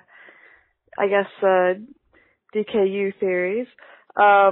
So clearly, some of these games have already been shown to be in DKU games, like Jetpack, I think only Jetpack, but using that logic, we can assume that all non-DKU games are actual video games in the DKU universe. Oh, DK64. So that throws Keep them up, all McKenna. out there. But why would they be making this? And why would these DKU games be made? Well, we can go to nuts and bolts here and use the Lord of Games. Oh. There we go. So, the Lord of Games was given the task to make this rare replay opening. And so he thought, I don't really want to do... He isn't whimsical enough, I don't think, to have created this whole thing on his own. So he gathers the help of Mumbo. The whole thing kind of reaps of Mumbo's magic with the kind of hackneyed paper cutout thing. Maybe that's just me. So he forces Mumbo down to play all these normal video games for the universe and also forces him to play his own video game and his own video games based on this universe he lives in, which probably freaked him the heck out. But after that, he makes him do some crazy magic and he creates this whole theater of craziness. That's my theory, at least. But yeah, kind of stupid. Anyway, I'm looking forward to hearing everyone else's. Thank you. Bye. Well, awesome. Thank you for the call, Kara. And There are no stupid theories on the Conversation. Only stupid people. No. Well, actually, there's only stupid theories on the Conversation, so you're in good company. There are no stupid theories, just stupid hosts. At least she wasn't shouting hers. That's right. Yeah, they're coming for me. No. Yeah, she was a bit more polite. Yeah, I didn't realize Steve, how that- nice it sounded on the ears that second one. It's like, Steve, yeah. that's just because you're a crazy person. So Well, it's that's fine. clearly the answer. No, I really do like the element of this. I mean, we talked about the log theory initially, and I wonder if that's going to be a theme on these. But because it is a cool idea. I like though that Mumbo is getting involved due to the sort of handmade nature of it all. That it does seem like one of his spells where it's a little rough around the edges.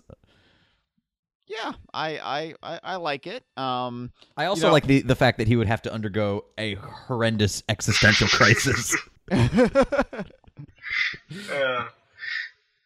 wait till anybody tells him that all of his speech in the game is just Grant Kirkhope saying, "Oh my knackers."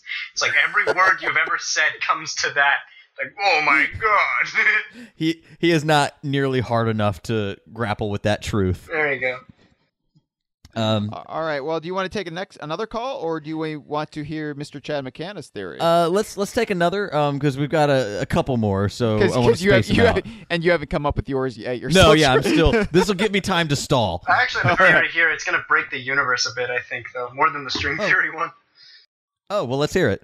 Oh, play the next one at least. I don't want to hold things up. Alright, guys. I don't want to burst your bubble, but do you think the theatre and the cutouts and Rare Replay, do you think this could be Rare's way of saying you're never going to see these guys again? Like, here's all your favourites from over the years, put them all in a museum together, play them as much as you want, anyone can get this game, it's not going to go anywhere, but that's it, they're locked in a museum forever. Fucking hope not, but I don't know. that was actually Say who has That become a recent caller. phone call should have ended with a gunshot. That's the only way. I was kind of hoping that was like somebody from Rare, like that was Craig Duncan or something. Never gonna see these guys again. No, it could be like the end of Lost, where they're all dead in the afterlife, and this is the theater they're meeting up at. Oh God, yeah. This is their multi religious church. Yeah, except it's a theater. Well, I have Except a it's a theory theater. actually to combat his one, which is greatly more positive. Okay. And that's just that it's been 30 years, and I'll explain what I mean by that. Basically, yeah, I'll explain everything. I'll explain the passage of time. So when the universe, we're old as hell, guys, because 1997 was when Banjo first came out. 98 rather was when Banjo first came out. 2000 saw Tui, and then 2008 saw Nuts and Bolts. And even though for me that seems like a few years ago, it's been like 7 years since Nuts and Bolts. Yeah. So perhaps one of the things that happened was Rare maybe wanted to make a new game, like on one of their old IPs, and the response was, "No, it's too old, guys. Like it's too gone. Sure, you've got the plus 30s or whatever, but if you want to get the new demographic, you're not going to have enough information on it. They'll be like, who the hell is Banjo? They're not going to have that. So what if, in celebration of their thing, they did that, sure, but it's also a double-edged thing, because it's like, here's a way to introduce everyone to everything all at once. You want to make a new IP on any game? Here's the chance to do it. Everybody's now familiar with all the series. Which is kind of what they originally... That was the idea behind Conquer Live and Reloaded. Obviously on a much smaller scale, just for that one franchise. Yeah. But you would reintroduce that game and that story, that character, to an Xbox audience, and it just never played out any further than that. Yeah.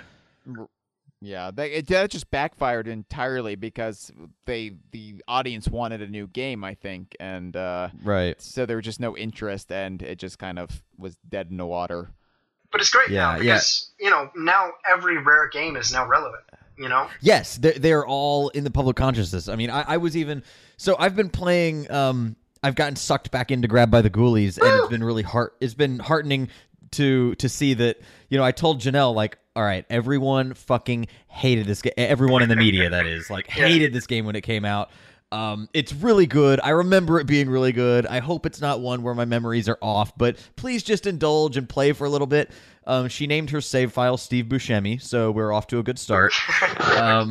And she played a few rooms, and I was like kind of nervously staying quiet, and then she kind of turned to me and said, "Wait, people didn't like this game?" And I was like, "Oh, thank God, I can stay married to you." Yeah, when I replayed Ghoulies at E3, and it was the first time I played Ghoulies in years, it was just so much fun, and I wanted just to stand there and keep playing it. Yeah. And replaying it on Rare Replay now, it's clearly that pedigree is there. It's the DKC2 BKBT team. How could it not be a good game? But it's like until Rare Replay came out, I never could have imagined that the Grab by the Ghoulies sequel, hopefully called Need in the Nuts, would even be a remote possibility. But that is now... I wouldn't get carried away. No. I'm not getting carried away. Don't worry. I'm just saying, like, it probably had a zero, like a non-zero, basically an asymptotically 0% chance of getting made before Rare Replay. But now, hey, maybe it's like 2%. So... Oh, so there you go. It's an improvement. Going from 0 to 2. It's like it's never been more relevant than now, which is basically relevant at all. Right, right. Now, I still think the 9-part video game series with Chief Bloodison has a better chance of happening than Needing the Nuts. But right. You're right. There's a video with Chief Bloodison in the Rare Replay collection. You have to unlock all the achievements. It's a 9-part game series. Yeah. Oh my God, that must be what they mean by Stampers Forever. Well, that's what the game's called.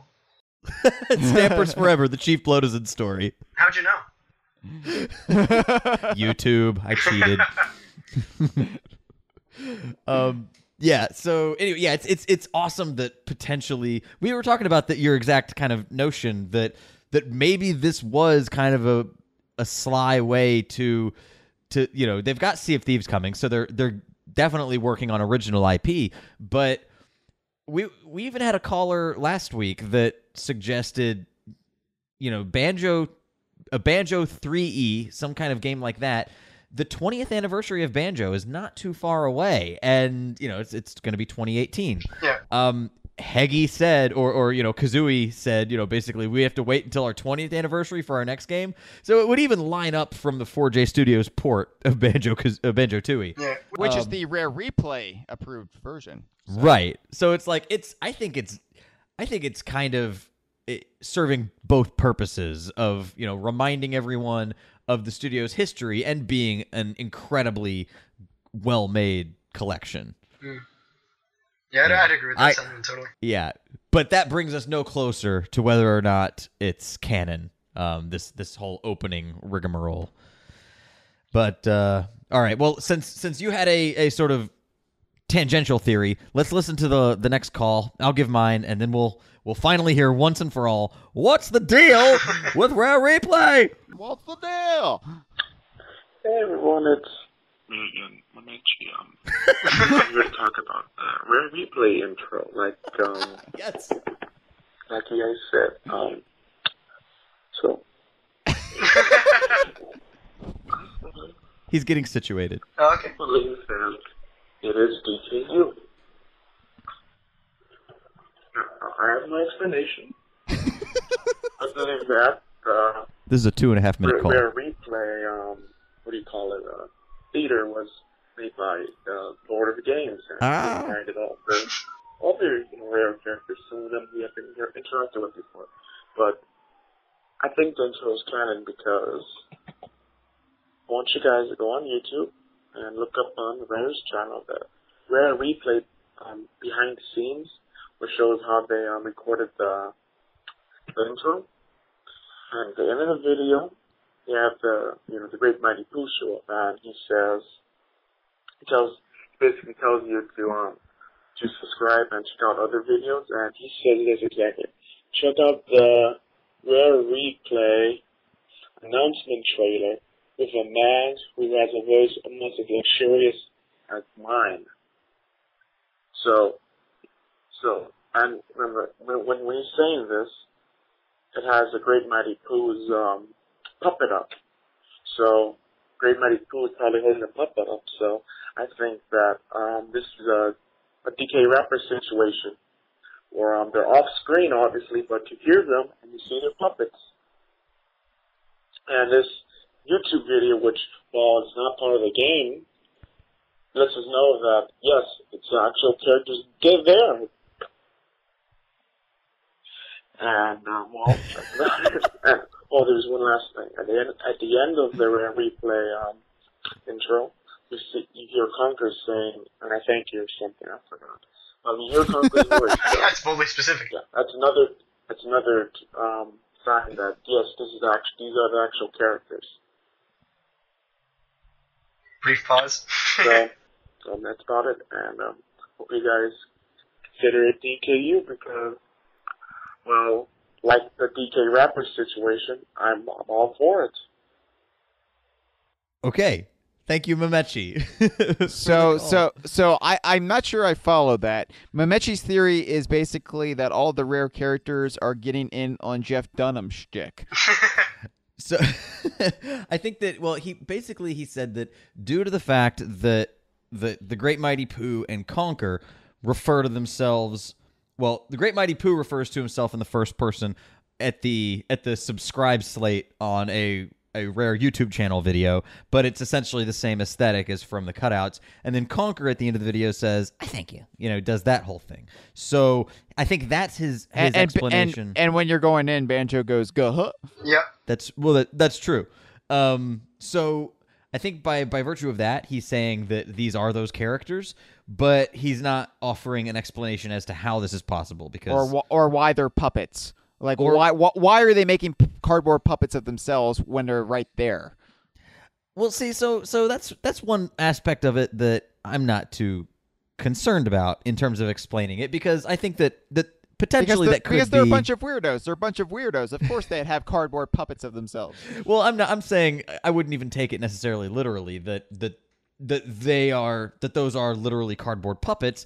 It could just be like, the aforementioned Woolly World, that perhaps that's just how they're depicted. But I don't think that that's the case. I don't think so. My theory, I don't think that it is that they are the actual characters there.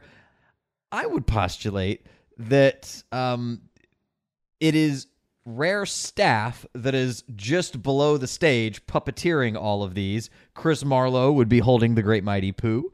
And if you even look at the at the beginning of the trailer, right as the camera's zooming into the stage, at the bottom, you can see a little ginger person sort of conducting the proceedings.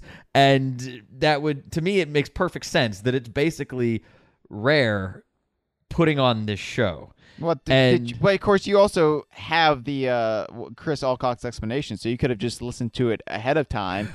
I promise I didn't. Okay, I can only assure you I haven't listened to it. So I would say that what that would make, though... Oh, wait, no, that wouldn't make it any DKU at all. I was going to say that... No, damn it. I was going to say that forces all of the Rare Replay interview videos to be DKU. But then, of course, if it's... You just want neon avatars of, like, all of those guys. You just, like... Some people just want to make the fictional world burn. Yeah, that's you.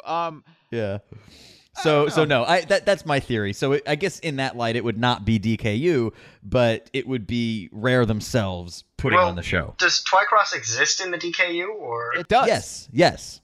That's where Grunny's boat is from. We couldn't answer that quickly enough.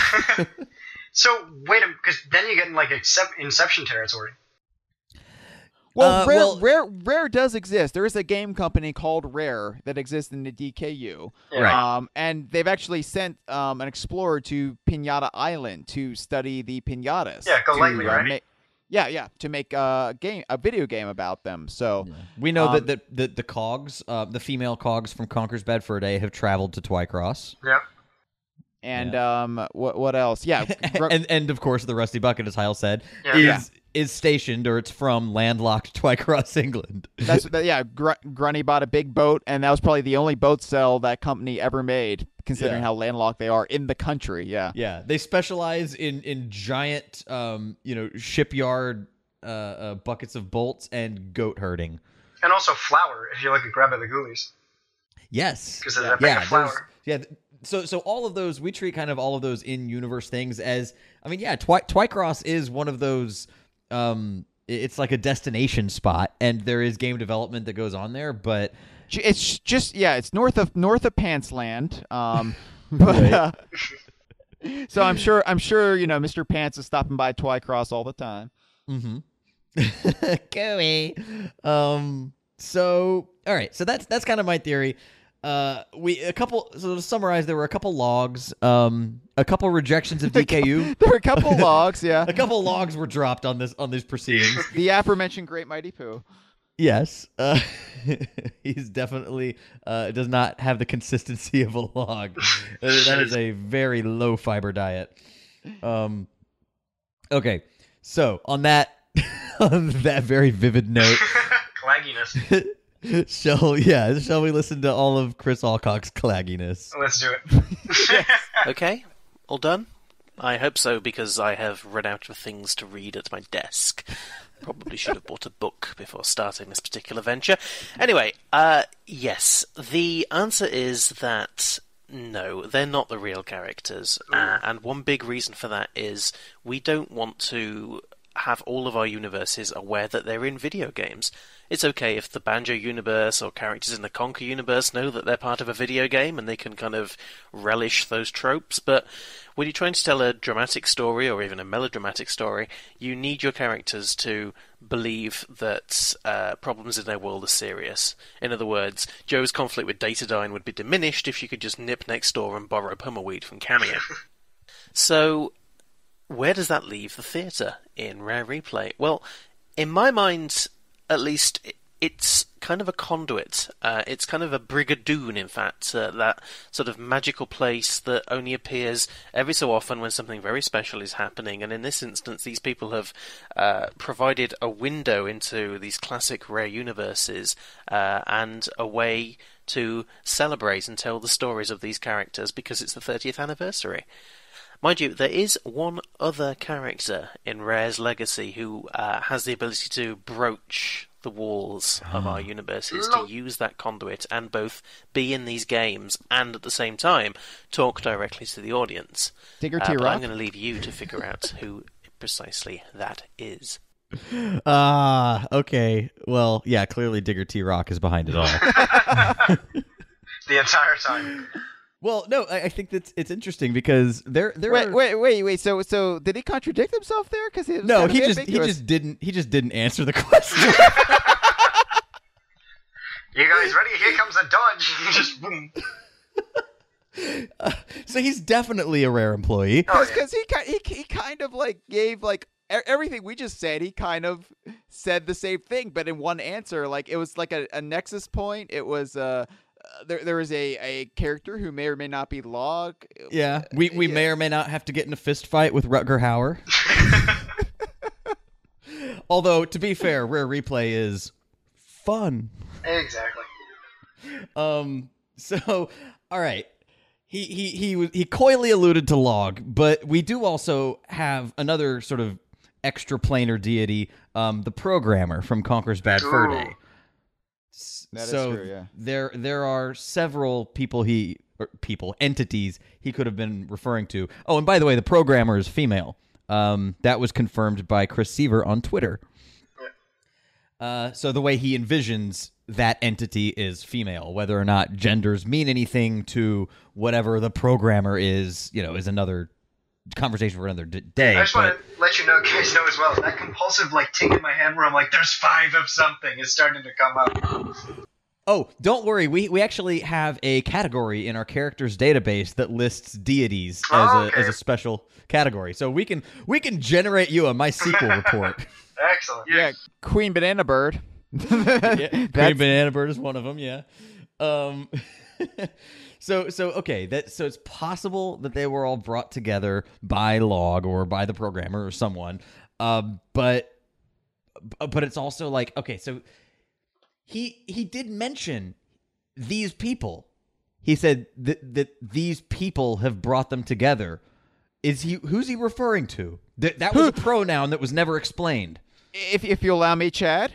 Uh-huh. Who are these people? Is it a P or is it a nut? So it's Ted the Boat Builder. The whole thing takes place on Mako Island. Giant crabs everywhere. I have no idea what's going on, Jerry. No idea. I'm more confused now than I was before. Okay, so Rare Replay takes place in Jerry Seinfeld's Upper West Side apartment. I'm done with that. All right. That's the DKU. So it sounds like we've gotten. I feel like we're in a more confusing place than we were before we listened to Chris Allcock. Chad, remember when I told you that they're just fucking with us now? Yeah, I didn't listen. I mean, I think I have my head above water because I have the developer explanation. But as far as chronology goes, it's anywhere at this point. And I think they are just messing with you guys. Yeah, the thing is though, we have afforded, based on our our rules, we have afforded them, and especially the creative forces behind the games, what we call the word of God. So Chris Allcock is speaking from a place of very lofty authority on this issue. You see, this is where the chronology is so much better at Rare Gamer. We look at a game, we go, did Rare help make it? Was it by Rare? Yes, it gets in. No, it doesn't. That's it. That's all you need. We have several threads that are on our forum that are dedicated to the hunt for Donkey Kong Universe games. Yeah, it's like we went. How long did we go on Viva Pinata after release before we realized that was DKU? Oh, it was. I don't remember, but it felt like it was like a 7-year war. But I know it was probably only like a few weeks, maybe a month. But yeah, it was. It seemed like forever. People were just like trawling through it, and then Mr. Ribs was discovered, and there was a massive debate about whether or not that's actually Mr. Ribs, and Lee Loveday crushed that. But yeah, but then he couldn't crush Royston. No. But yeah, then there was. Oh yeah, Connect Sports Season 2. That was my topic, actually. Oh, was it really? Yeah. Who are you on the forum? Loreco. Oh, okay, perfect. Yeah, so I don't need to tell you about this. You're like on the ground. You're in the trenches. I made a top 5 list out of it too, so there's that. Come on, you can find better places for your content than the DK Line forum. No, because it's a place where I'll admit, I basically posted it because I'm like, this is going to ruin the fandom, and that's the sole reason. I'm like, they're going to have to cover Connect Sports Season 2 now. This is going to be hilarious. Yeah, and also we got Connect Sports Rivals thanks to Mumbo. Oh, there you go. Well, yeah, because they put a whole bunch of DLC in that game for that. Right. And honestly, I welcome those. I'm glad that those are even more islands that Oh, so are is in it actually accepted into it then? Oh, of course. Oh, yeah. Perfect. Yeah, we can't argue with that. That's Royston, and we asked Rare, and they said, "Yep, sure is." And then that's Mumbo talking to you or giving you challenges. So yeah. Yeah. Ooh, where does Rare Replay sit on any of that? Is every game now in Rare Replay part of the DKU? Yeah. No. Well, wait, hang on. What do you mean every game? You both answered wait. Oh, I'm sorry. For when you said Rare Replay, I heard Connect Sports, and I was answering yes to that. Which is not a mistake a lot of people make. That's a weird brain disorder, Chad. It's very specific, and the doctors don't know what's wrong with me. I want to see, like, Chad, why did you shit in my living room? And it's like, oh, you said bathroom? I thought you said Connect Sports. And you're just holding the case. That's terrible. Connect Sports is good. No. Where's your bathroom? And it's like, oh, here's the bathroom. And it's like Connect Sports. So like, oh, here's Connect Sports? Okay. Like, yeah. Oh, okay. So it's not it mistaking was meant to be Connect an insult. Sports. It would have been basically a joke at your expense for being a mental case. To be like, I'm thinking every word is Connect Sports now. Oh, okay. It's not just toilet-related terms. I wasn't. Yeah, that was a very poorly executed metaphor on my part. I do apologize. Your noun selection needs some work. Yeah. At your next UCB class. I'll redo it. Somebody goes, "Hey, how you going? How's it going?" And you go, "Oh, it's a game that Rare made back in 2009." And they're like, "What? Oh, you said hello? I just thought you said Connect Sports. I'm bringing you up to speed." It's like the Jeopardy thing. It's like, that's all I hear. And I answer in the form of a question, too. Exactly. Anyway, as a reference to the classic Rare game Jeopardy. Yeah. Yes, that class. Right. Not any unrelated long-running television game show. Mm-hmm. The classic Rare game. Yeah. Right. But no, Steve. Only 7 games in Rare Replay are DKU. But the Rare Replay as a whole is DKU. Oh, so there you go. Yeah, well, sort of in the same way that Project Spark is DKU, because it sort of, well, no, it's different because you can play as Conker in any of Project Spark. So that's how the rest of it gets DKU. Okay. But if the front end, if the vaudevillian theater is not DKU, then how? Because the whole game is interconnected. Everything you unlock through the game is all tied into the other games, so it's a complete package. I mean, I have no arguments that I would refer to Rare Replay as a DKU game, but I don't think that makes Solar Jetman a DKU game. No, it's not a DKU game, but Rare Replay is a DKU game. Steve, thank you for indulging this. I fully realize that there is another person sitting here. Why do you think Elliot killed himself so many years ago? You told me he went to a farm 2 towns over.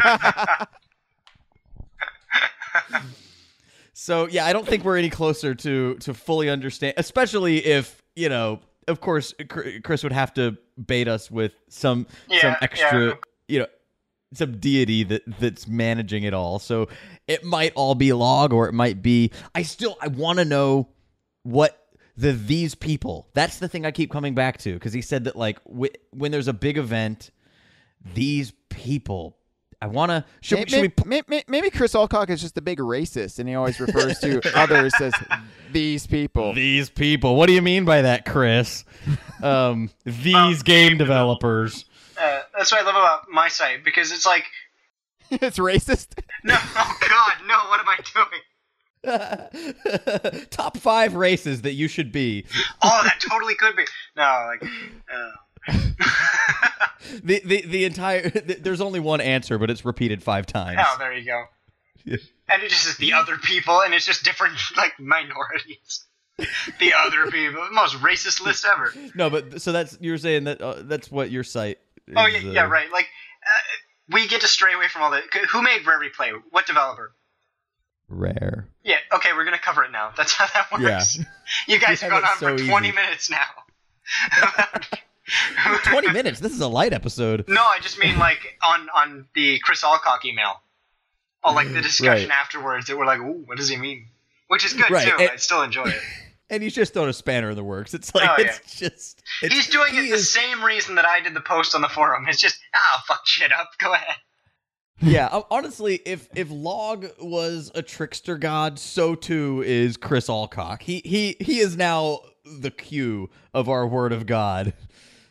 He's just coming here to see if we're worthy, and giving us these weird, obscure challenges. Like, Q from Star Trek. I thought you meant Q from James Bond, and I'm like, no, there's not a trickster god. There's too many. Yeah, Q from James Bond is not a trickster god. Yeah, at least Rare actually made a James Bond game, so at least my point of reference is a little bit more relevant than yours, Chad. Yeah, although I think that the description of Q, I can't think of a better Loki, I guess. Loki, yes. Loki is the original trickster god. So, Loki's the original Q. All right, that's fair enough. Well, hold on, because Q every time provides James Bond with exactly the invention that he's going to need, like the gadget. So there's got to be some foresight going on there. Yeah. Like, how could you possibly predict that you needed a button on your car that would dispense thumbtacks? Yeah, hey, exactly. Steve, do you still have that gold armband for free drinks? Because I think I'm gonna need a few. I think you just go in there and that's the end.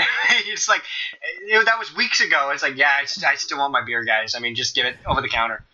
You know what I love that we've sort of been coyly playing up that we're gonna have an answer to this question, and I love that Chris Allcock made us liars. Yeah, well, I mean, he basically put us in a full circle once again. Yeah, now I am dizzy now because I'm gonna have to listen to that call again to try and parse those words. I swear there was a reference to quote these people that there's not been an explanation for. Oh, Chad, you know all the good answers left Rare at 2002. It'd be kind of cool, like a conspiracy thing, like if in every Rare game there was evidence of someone there. That's what the cows are. Well, there you go. Oh, I talked to Peter Hens about that too, because he got on the topic of one of his first games at Rare was Mickey Speedway USA. Yeah, we talked about that with him as well. And immediately I jumped into him like, the cows, and he's like, what? Like, well, he didn't say what. The kid beside him said what. And I brought up the list to explain it. Like, I have a top 5 of the cows. And I'm scrolling through it going like, yeah, this one. And he thought about it, and he's like, I'll have to get back to you on that. And I'm like, I must know. I think I have the explanation for that. Okay. Yeah. He talked about the cows with us a little bit. Well, yeah, he talked about the cows with us, but my explanation comes elsewhere because he didn't have the origin story of those either. But we do know that it was a calling card of that handheld team that he was on. Right. And of course they made the 5 that you're referring to. But I believe it's Kerry Gunn who is an artist on Conker's Pocket Tales, and then with that team through those other titles that actually did the Rare Cows. And I don't have a 100% confirmation on that, but I tweeted Carrie about, I call her Carrie. We're really close. We've tweeted twice about that, Miss Gunn, and she immediately shot back with, "Did you find the cow?" Yeah. So I feel like, she hasn't worked at Rare for a while, as far as I know, but she's still, she's locked into the existence of those cows. Mm-hmm. So I think that she might have been the one to put them in there. Okay, so what if this, all right, just hear me out here. What if the secret, society that's behind everything in this conspiracy thing is a whole bunch of cows? That's why Rare is in the middle of the countryside. Hear me out here, right? There's cows in all of the Game Boy Advance games. There's milk cartons in a bunch of different guns. There's one in Spiller's Harbor in the castle. Every time you slam down a cheat code in Banjo-Kazooie, there's a moo for no reason. I mean, it starts to add up. That's true. That's true. Super secret bovine bonus in Blast. Oh my god, you're right. This is, Holy shit, I forgot all about the bovine bonus. Yeah. It's cows, guys. Did anyone ever find it? What was it ultimately? In Blastcore, I have no idea. No. Well, wasn't there also one on Rareware on the website? If you go to the Killer Instinct page, one of the icons separating the titles, it was way back in 1997, so it's still the old Netscape browser where they're like, yeah, this will look good. It had there's Killer Instinct, and then there's like a dot after that to separate it from like Killer Instinct 2, dot, Killer Instinct Arcade. And if you clicked on one of the dots, it took you to a page where it was like, super secret bovine bonus, you found it.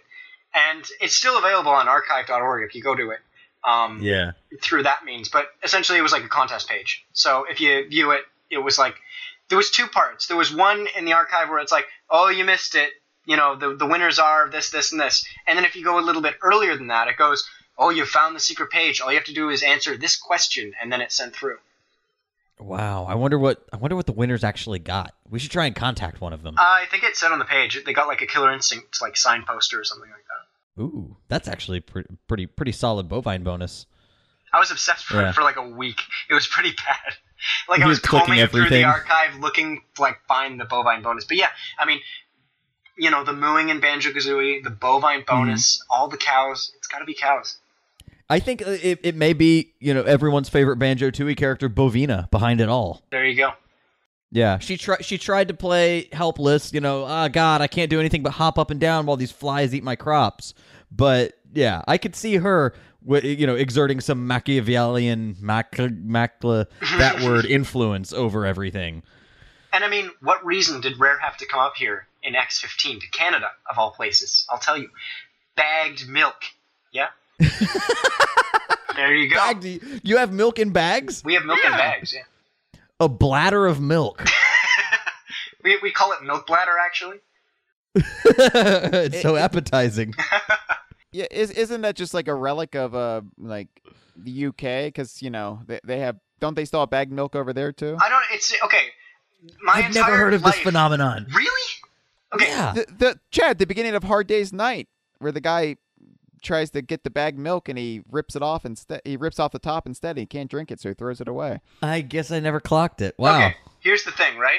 My entire childhood, I thought it was a normal thing that everybody did. And I surprised my American friends because I started talking about bagged milk for some reason. They're like, wait, what? Milk bag? What? And I'm like, yeah, you know, in the fridge. Is that some weird insult? Well, no, it's an actual thing. It's a bag. If you Google search it, it literally is like a container that you put it's almost like a rectangular bag, right, of milk. You put it in the thing, you chop off one of the edges, and then that's how you pour it. Wow. It's bagged milk. We also have cartons. We do have cartons. It's not just so bag. It dispenses the same way that you would put like fondant on a cake. Yeah. With the little corner. Exactly. Holy shit, this episode's got off the rails. Yeah, look what you did, Chris. Look what you did. We're talking about bagged milk now. Yeah. But I don't know, there's a bunch of benefits to it. Like, you can store... I'm trying to justify my weird country, okay, with our fucking bagged milk. You can store it easier. It doesn't take as much space as a carton or a gallon of milk. Yeah, you can, you know, you don't have all that extra air that you get inside like a boxed wine where the bladder's not there. You can really cram them in there. Yeah, and you've got chocolate bagged milk. I mean, it's great. Chocolate bag. Well, I should show you. After this, we'll go on cam. I'll show you what it looks like. Can you mail one to me? I should, yeah. Hey guys, but I'm trying to think of when milk appeared in Rare games. In Banjo-Tooie, 2D's picture appears on a milk carton. So does that mean bagged milk doesn't exist in the DKU, or is it? Well, like I said, Coker was drinking milk, but that predates it, of course. Yeah. Yes. Yeah, we have cartons too, though. Highfalutin. Yeah. Okay. Well. But I mean, cartons like you regular countries, but exactly. we mostly drink our special bagged milk. Yeah, you know what? You have the imperial system, so there you go. You're weird too. 3 countries that still have that. All right. But bovine bonus. There's that. Conquer drinking milk. I mean, yeah, Clockwork Orange did it, but I mean, it's just a coincidence, right? Right. Yeah. It's all toward the rare cows, whoever they may be. It's an Animal Farm like spin-off. You know what? Rare is run by cows. That's why it's in the middle of nowhere. The cows are walking. Yeah. That's why there's like so high tight security. You walk around, there's a camera inside, just walking from office to office. As soon as the windmill in Willow Wood starts turning, exactly. the cows. Dude, this would be a fantastic like horror story. Like, I went to Rare, I escaped the cameras. There's cows everywhere. Like, that'd be fantastic. They just keep staring at me. Just chewing their cud. It's terrible. They won't stop looking lazily in my direction. Oh, there was that one chick in Grabbed by the Ghoulies who was drinking milk. So there's that too.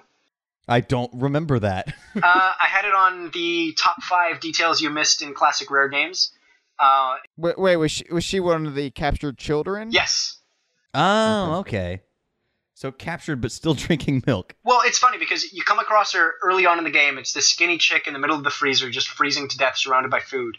And then you come back like 40 scenes later, and it's the same girl, but she's like fat as hell and there's no food left. No way! Right. Yeah, oh, that's amazing. No, Chad, you know about that. We've talked about that before. I'm sure we've talked about it, but like, yeah, I doubt I remember it. I'm honestly, I'm enjoying playing Ghoulies because, like, there are so many things that have sort of just escaped into the fog of memory that you got fog right. Oh, quit. It's nice. Like, I just got to Crackpot's lab, so I remembered how there's one challenge where you have to defeat the vampire with death. Yeah. And I'm at that one and I'm kind of stuck, but it's hard. just so much fun to just, rejuvenate those memories. You know what I didn't remember? Baron Von Ghoul is played by Jared from Subway. Oh, jeez, man. Come on. No, not okay. I can't make jokes about it? Come on. Eat fresh. Just like... Jesus. You took it in a very dark place, man. Yeah, I think we need to, abandon podcast at this point. I think that we should have done that when the discussion of bagged milk started. No. 20 minutes ago. You know what? You'll watch. All right. Rare's going to allude to these cows now, and it'll be really suspicious. They'll up their security. Nobody will talk to us anymore. You'll wind up having to do a top 5 list of your top 5 lists of cows. So, Steve, thank you so much for coming on and hanging out with us. This was honestly a lot of fun. It was, yeah. Absolutely. And so you are obviously on Rare Gamer. Yep. You're the one you post as Luraco on that site. I do. Is that how you pronounce it? Luraco is how I've always kind of gone with it. Luraco. There you go. Luraco. Are you the one who does the @Rare Gamer account on Twitter? That's Paul and I. We both share that account. We tried to do that on DK Vine and we had to abandon it. Top 5 rare pedophiles. Baron Von Ghoul's number 1. Yeah, there you There go. should not be 4 more. There really shouldn't, but there probably is. Yeah, they're probably all in Grabbed by the Ghoulies. Oh, man. Fiddlesworth, come on. The title's in the name. Yeah. There you go. He has an awful lot to say about Little Willie. Oh, jeez. No, this is getting too dark. We have to abandon podcast. Yeah, let's please. Okay, well, so thank you so much. Everyone go to Rare Gamer. Look out for this weekend's top 5. Yep. And the interview with Adam Park that should be coming along. It's going to be an interview, text and video, so look forward to that. Awesome. Is that going on your YouTube channel? It is, yep. Which we also Okay, share. cool. So there's that. Yes. So subscribe to that. I'm trying to. Are you in a band that we could plug? I am not, if you want to plug that, I guess. So So don't listen to music. don't listen to any music Ever again. And of course, thanks to all our callers who weighed in. We'll get to some of our other the unrelated calls in our subsequent episodes. Yep. And of course, a massive. And call the DK Vine hotline at 1-281-410-KONG if you want to add to our pile. 5664. 5664. Yeah. And a very special thank you to Chris Allcock, who knew that we would start talking about bag milk and then lead to pedophiles. He knew what he was doing. He was like, watch this. I'll submit this. And I'll start talking about pedophiles. 15 minutes, guaranteed. This was a sabotage effort. This was. J'accuse Allcock. So yes, thank you so much for doing that, Chris. All joking aside, that was really cool of you, and I hope you're happy. You said that really, angrily. This has been a File 2 production. Que rico.